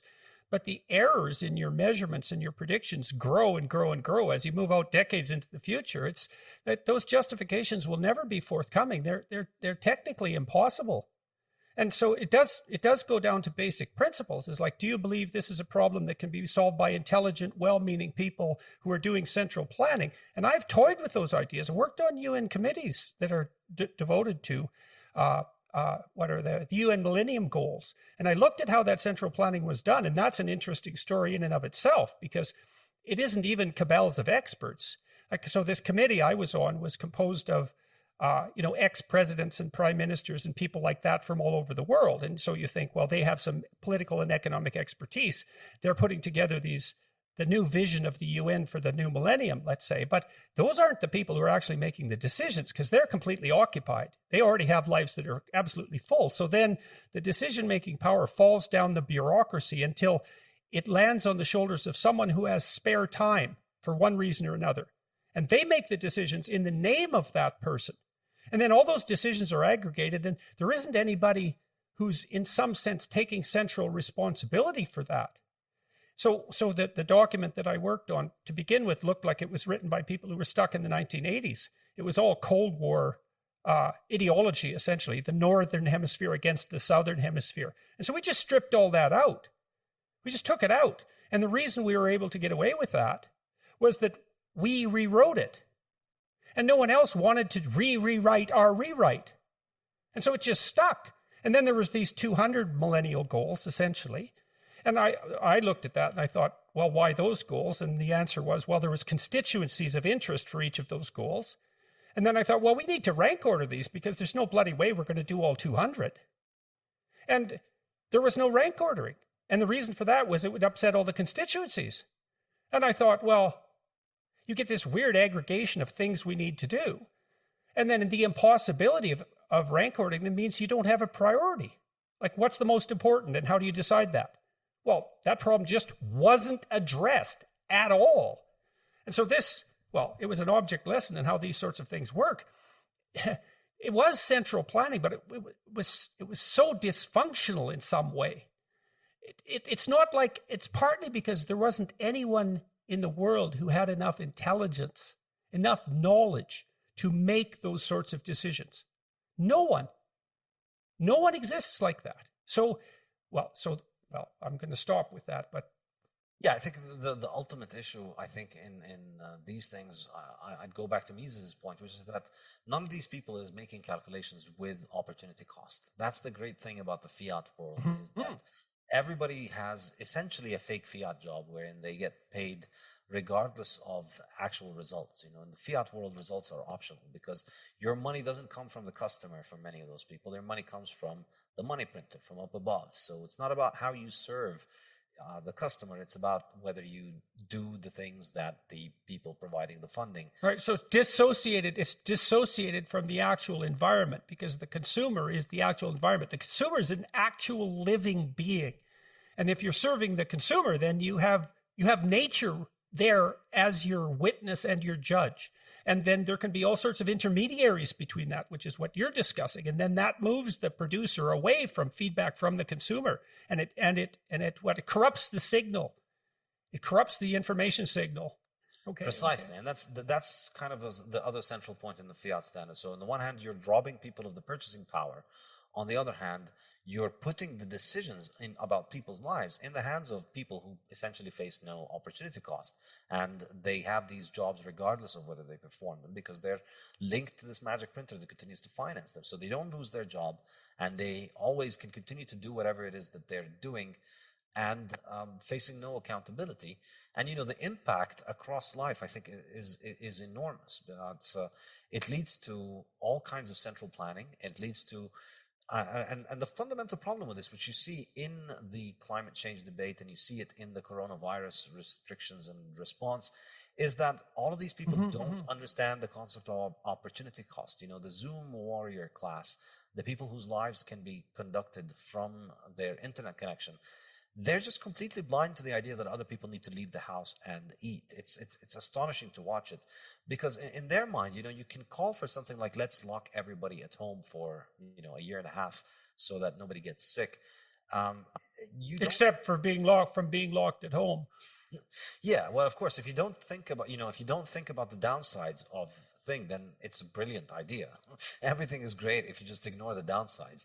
And that's essentially what governments can afford to do, because they don't have the market's discipline to essentially correct them. And that's what Bitcoin brings. You know, well, the discipline is exactly, the lack of discipline is exactly, you know, so we could depersonalize this to some degree and think about it as a technical problem, right? Is that as you stack up intermediaries between the producer and the consumer, because the signal is degraded, the responses aren't going to be accurate reflections of what's necessary in the environment. And that's sort of ideologically agnostic. What you derive from that is you want to set up systems where those intermediaries don't exist, because then the signal isn't corrupted and we can act properly in concert with the dictates of the genuine environment. Yes, exactly. And in fact, I begin the second section of my Fiat Standard books called Fiat Life. It begins with this idea that all living things face this natural order of the world in which they need to produce more than they consume in order to survive. There's just every cell, every animal, every plant needs to do this. You know, they're constantly working. Or they die. Or they die, exactly. And the only exception to this is essentially the fiat human. Because they don't need to produce, because they can just live off the money printing that comes from them from above. And so I think we've had an enormous section of the population that is not used to the concept of productive work. It's destroyed the concept of, you know, the moral imperative of work as service to others, when you take away the fact that work is also the only way to eat. You know, when work becomes optional, it becomes much easier to philosophize it away and philosophize duty and responsibility away. And that's, I think, what fiat does. And you combine that with the fact that it raises time preference, because it discourages provision for the future and it discourages people to think a lot of the future. And you can see that a lot of the problems, a lot of the pathologies of the 20th century, I think, have their root in highly inflationary fiat currency. A couple of objections to Bitcoin, let's say. It's not easily usable. Like, I can't just go to the store and buy something with Bitcoin. It's not easy. And I don't see that improving very radically. Now, maybe it's a store of value and there will be systems built on top of it that make those sorts of transactions possible. So, but maybe you could address that.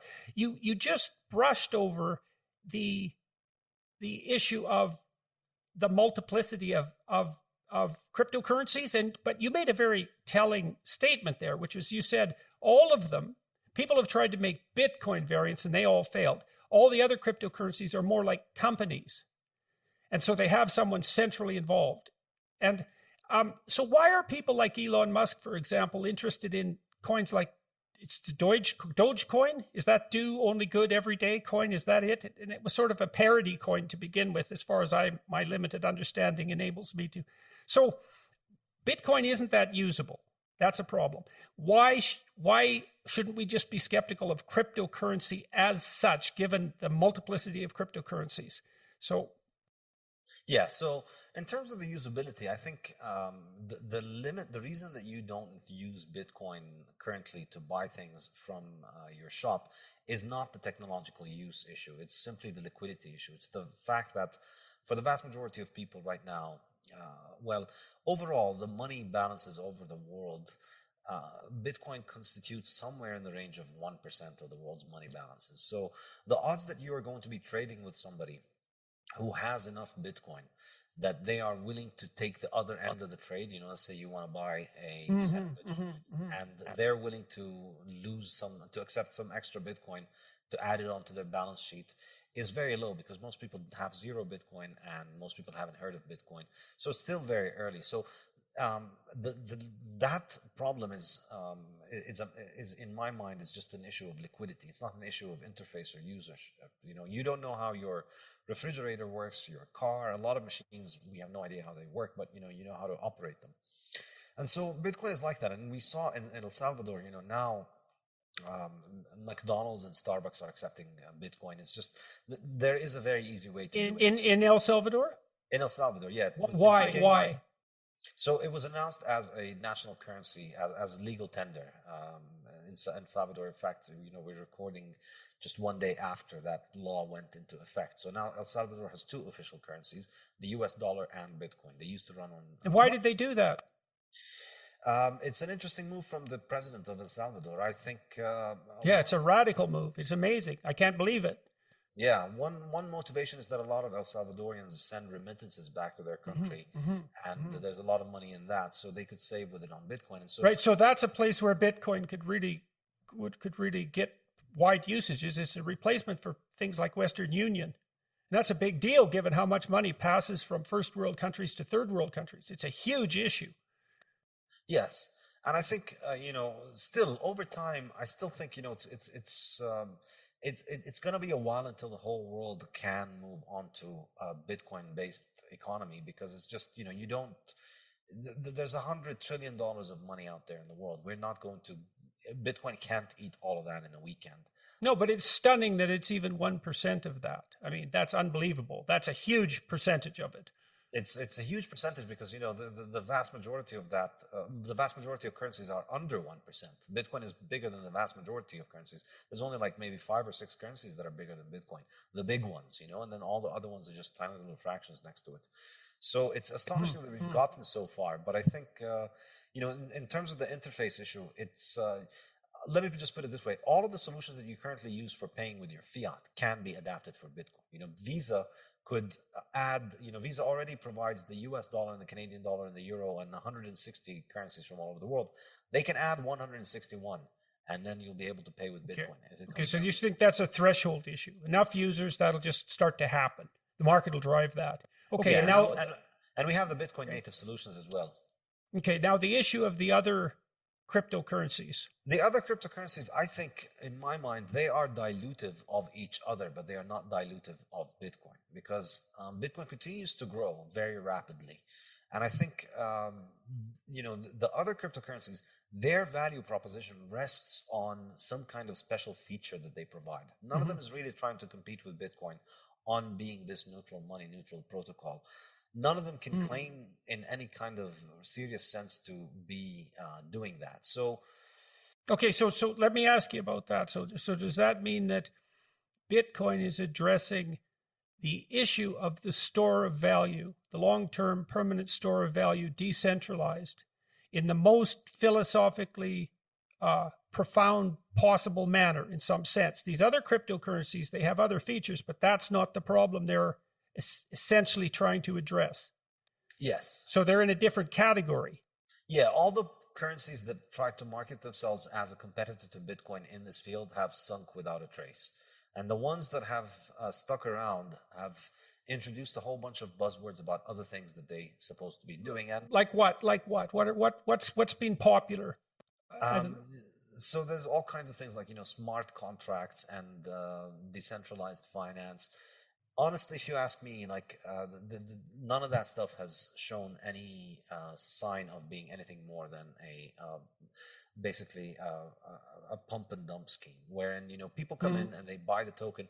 There's a story, there's a story about how this thing is going to be used for. There was talk about betting markets and smart contracts and real estate on the blockchain, and now they're putting pictures on the blockchain, and they're selling art on the blockchain. And all of these fads come and go, but ultimately, none of them needs its own monetary system in order for it to function. And I think the accurate interpretation here is that these things are just monetary systems that have a side story that they're selling you about what their applications is. But nobody's really buying them in order to buy these applications, because they don't really perform anything that Bitcoin cannot do, or that any kind of real world use case. It's just people are buying these currencies and they speculating on the price, and the value of all of these currencies is going up because we're starting from a very small level. However, I think the distinction is that in the long run, these currencies need to continue to invent new stories and to continue to invent new narratives to continue to drive more attention to them. But whatever story you invent in your currency, there will be other currencies that will come and invest in promoting this in a better way. So I think they are dilutive for each other, because whatever value proposition you have, let's say our blockchain network does the best smart contracts. Well, what's stopping somebody else from copying that? There's nothing that you can't copy about it. They can just move the same thing and start another network that does it. Right, which is essentially the equivalent of printing money. It's the electronic equivalent of printing money in that currency. Exactly. And so I think, maybe this speculative game will run long, but ultimately altcoins are easy money because they individually, you can increase their supply. There's a group of people that can sit down and change the money supply for all of these coins. And that's the case with, the second biggest currency after Bitcoin. They've changed their monetary policy 6 times maybe since creation. And that's which platform? Ethereum. Right. And yeah. So they've changed the monetary supply. So they could change it in any case. And, if anything tells us is that there's always reasons why you want to print money. So there will come times in which you're going to need to print money and there will be pressure. And they did go through a case where, somebody hacked somebody hacked one of their contracts, took a lot of money out of it from the people that were pretty influential in it. And they did roll it back. They effectively essentially ran an admin move where they froze everybody's account. Well, not exactly froze, but they reversed the transactions in order to secure their own. They reset the day. Exactly. So that's the best competitor when it comes to Bitcoin. So none of them can really establish the scarcity. So for me, in the long run, I would not recommend. I don't feel comfortable recommending any of this. Of course, you can make money in the short run. There's a lot of fluctuation. But in the long run, these things continue to make more and the supply continues to increase. And you need a base of people that continue to hold them for the long run in order for the value to stay in them. And I don't see any compelling narrative for people to want to store serious value in these currencies in the long run. And I don't see that they could trust it because of the fact that it can be increased.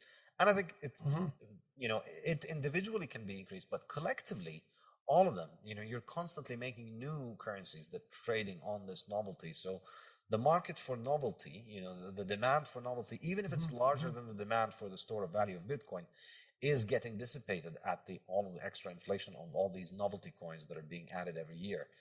And, I don't pay much attention to this world because in my mind, I've paid enough attention and seen the patterns, which is that it's, these stories are generally there to sell the story of the currency that exists there. But I think Bitcoin is really all you need. Bitcoin is the one that I can trust will be there in 10 years, in 15 and 20 and 50. Okay. So let me ask you about one more thing. I want you to talk about your online learning platform and why you built that, why you're doing that, what you think the implications are, what you offer people, what that means for the future of education, let's say, why you aren't in the traditional university system. I know that's a lot, but I do really want to hear what you have to say about it. I was in the traditional university system, but, the internet changes everything. And toward the time when I started learning about Bitcoin, it really changed the way that I think about the world and gave me an understanding of the power of technology and the power of innovation and the power of the internet. And I started realizing just the limitation of the physical university model, which is you're stuck in a small classroom with students. Many of them are there just because they want the credentials, not for the actual learning. And the economics of it are not very good because, the students pay a lot of money and the professors don't get paid a lot of money. And then a lot of money gets lost in the middle in the gigantic bureaucracy. Which expands way faster than the faculty and continually undermines the power of the faculty with the faculty's own, they're concentrating on the research and they're politically naive and their power gets inflated away to a tremendous degree every year. I've warned my colleagues about this sort of thing continually when I was a faculty member, and they never paid attention. I said, you just have no idea what you're giving away. And well, okay, and I've had the same experience as you. I think. I mean, I've had a lot of health problems recently, but I was thinking about going back to the university. I've resigned from the University of Toronto, and my original position, I'm a professor emeritus now. But I thought, if I'm well enough to go back to the university and teach, I'm well enough to teach on the net. And if I teach on the net, I can talk to people like you every day. I never have to teach the same course twice. I can learn while I'm teaching. And I can teach to like 500,000 to 1 million people continually. So why in the world, with no administrative overhead whatsoever, direct to consumer? Exactly.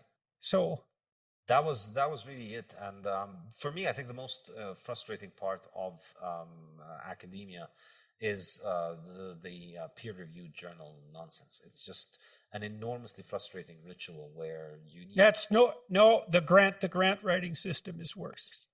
Yeah, well, in my defense, I never went that far. I could never get myself to write. Well, the typical researcher in the United States in particular, you get big grants in the US, but they're impossible to get.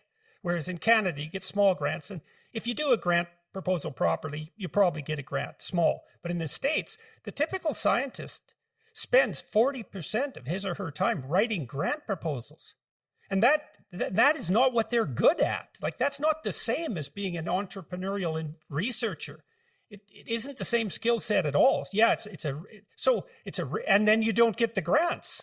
Yeah, and in particular, teaching is massively, massively undervalued in the modern university. Your university hires you mostly for how many publications you can get. No. Now it hires you mostly for the quality of your diversity statement.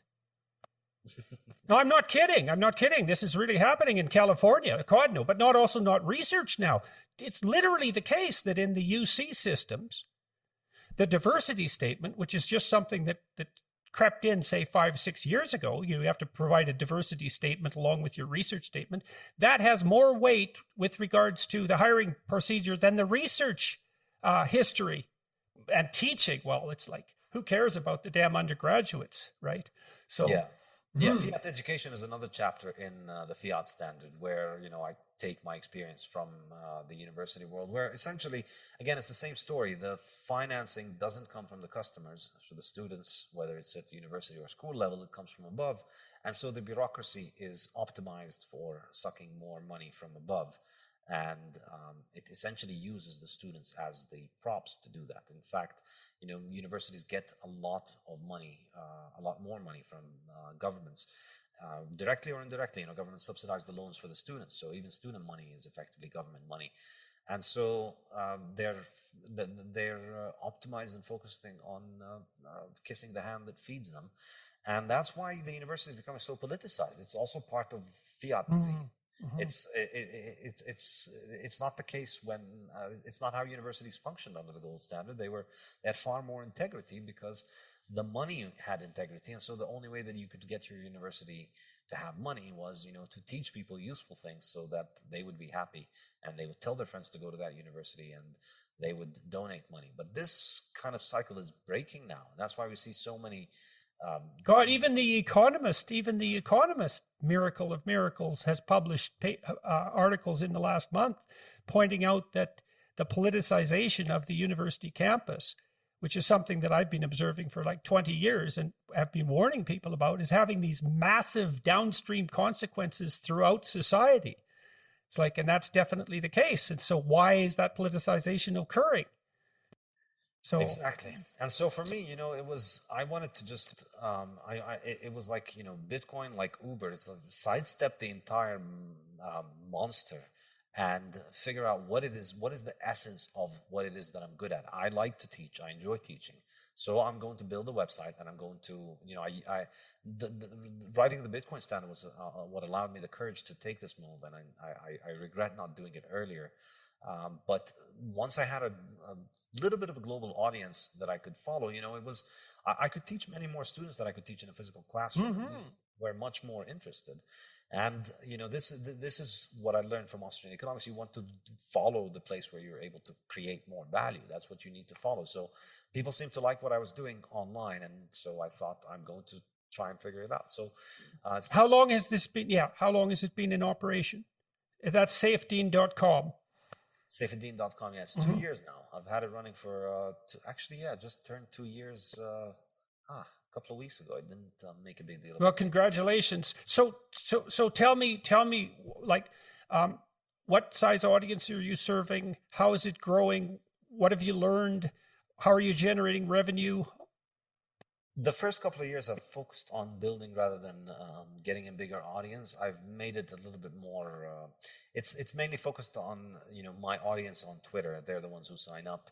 I haven't promoted it widely. I haven't done any advertisement. I haven't raised funds. I've been focused for the first couple of years on just learning how to do the courses online and to putting the courses online and focusing on the topic itself, how to make an actual online course rather than marketing this and growing it, and also writing my 2 books. So it's like the platform for me to intellectually stimulate myself and discuss things with students as I write the book. It was enormously valuable for me to writing the book. And it's, I remember in the university, the teaching process is something that gives you the ideas for writing.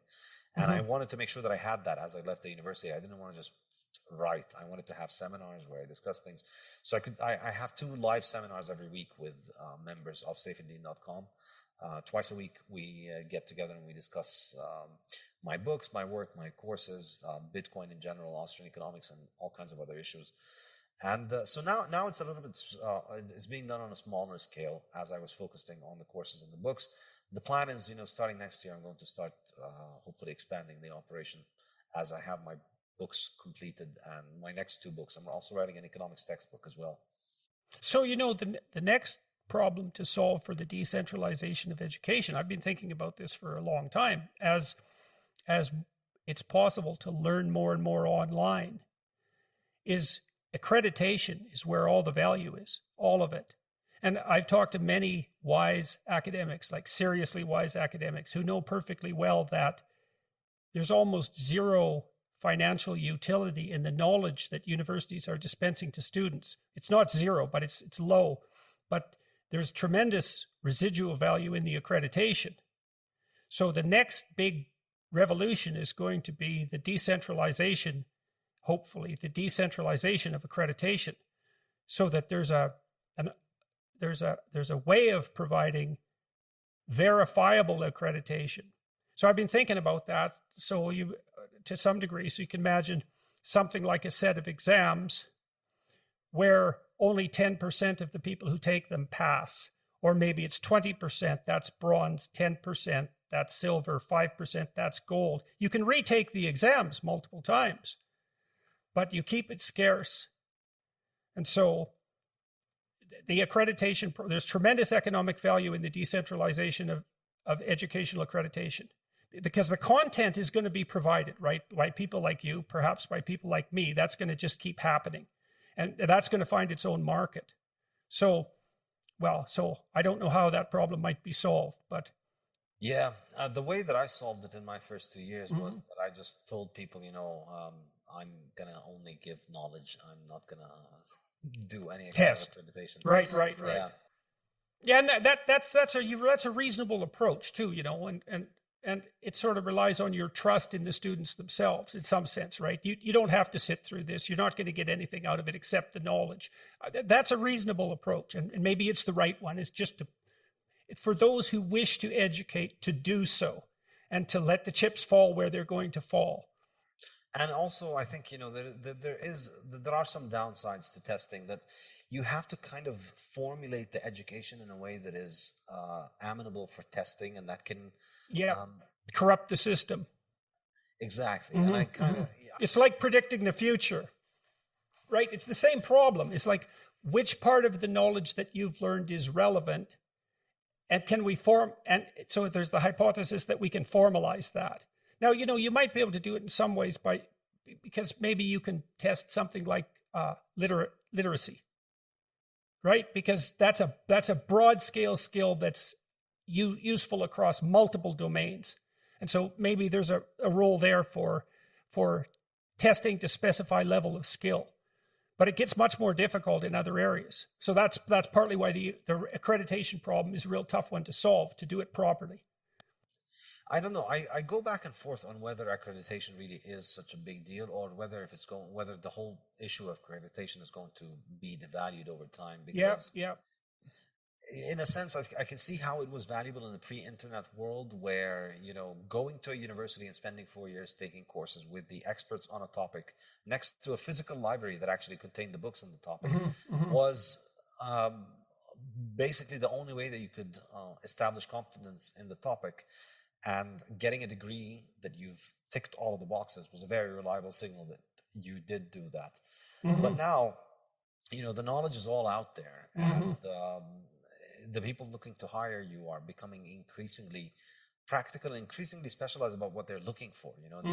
It's not that big of a deal whether you have a degree in all of those fascinating topics that you learned about. Can you build a mousetrap that catches mice? Right, exactly. So that might mean that the accreditation problem is actually downloaded to the people who consume the students, so to speak, right? So, and that's the people who are doing the hiring. I mean, the hiring people have a tough job, and they were using accreditation as a shortcut to doing their job properly, relying on the institutional validity of the universities to select the proper students. And universities were basically doing that on the basis of making it difficult to get into the universities, and by proxy selecting people who had high levels of fluid intelligence. So basically, and it's becoming less and less valuable as a signal as knowledge becomes available everywhere. You don't need to go to a physical library, and you don't need to be next to the professor. You can download the lectures online, and you can discuss things with students online. You can recreate the entire university experience online, basically. Now, is it as fun as going onto a campus? Well, no, but when you think about the difference in costs, you could learn an entire undergraduate degree for a couple $100 online. Think about all the extra money that you save and all the extra time that you save, and then think about how much fun you could have with that. That's when it becomes a fair comparison, I think. Well, look, that was great. I learned a tremendous amount. You really made me think. You cleared up a lot of the questions I had about cryptocurrency and about Bitcoin. I understand how it functions better. Some of it was absolutely fascinating, like that idea that you can monetize energy production in areas that wouldn't be able to ship the electricity to market. That's absolutely mind-boggling. It'll take me like 5 years to think that through. And it seems to completely contradict the idea that Bitcoin is a waste of the world's resources, right? It's a complete opposite if this monetization idea is actually true. So that's really, really, really interesting. So yeah, that was great. I'd like to talk to you again at some point. So we'll see how people respond to this and what sort of questions they have and what sort of things they might like us to discuss. But I really enjoyed the conversation. So thanks a lot for all that. And good luck with your book. Your new book. So that new book, so everyone remembers, the two books are the Bitcoin Standard and the Fiat Standard. And you're going to learn a lot by reading those books, an awful lot. I learned a lot about the Austrian School of Economics too, and about its fundamental philosophical differences, and that was really useful to me as well. So lots of pieces fell into place. The sign of a good conversation when that happens. So. Thank you. Thank you very much. It was an absolute pleasure as well. I enjoyed talking to you very much, and I hope we do it again.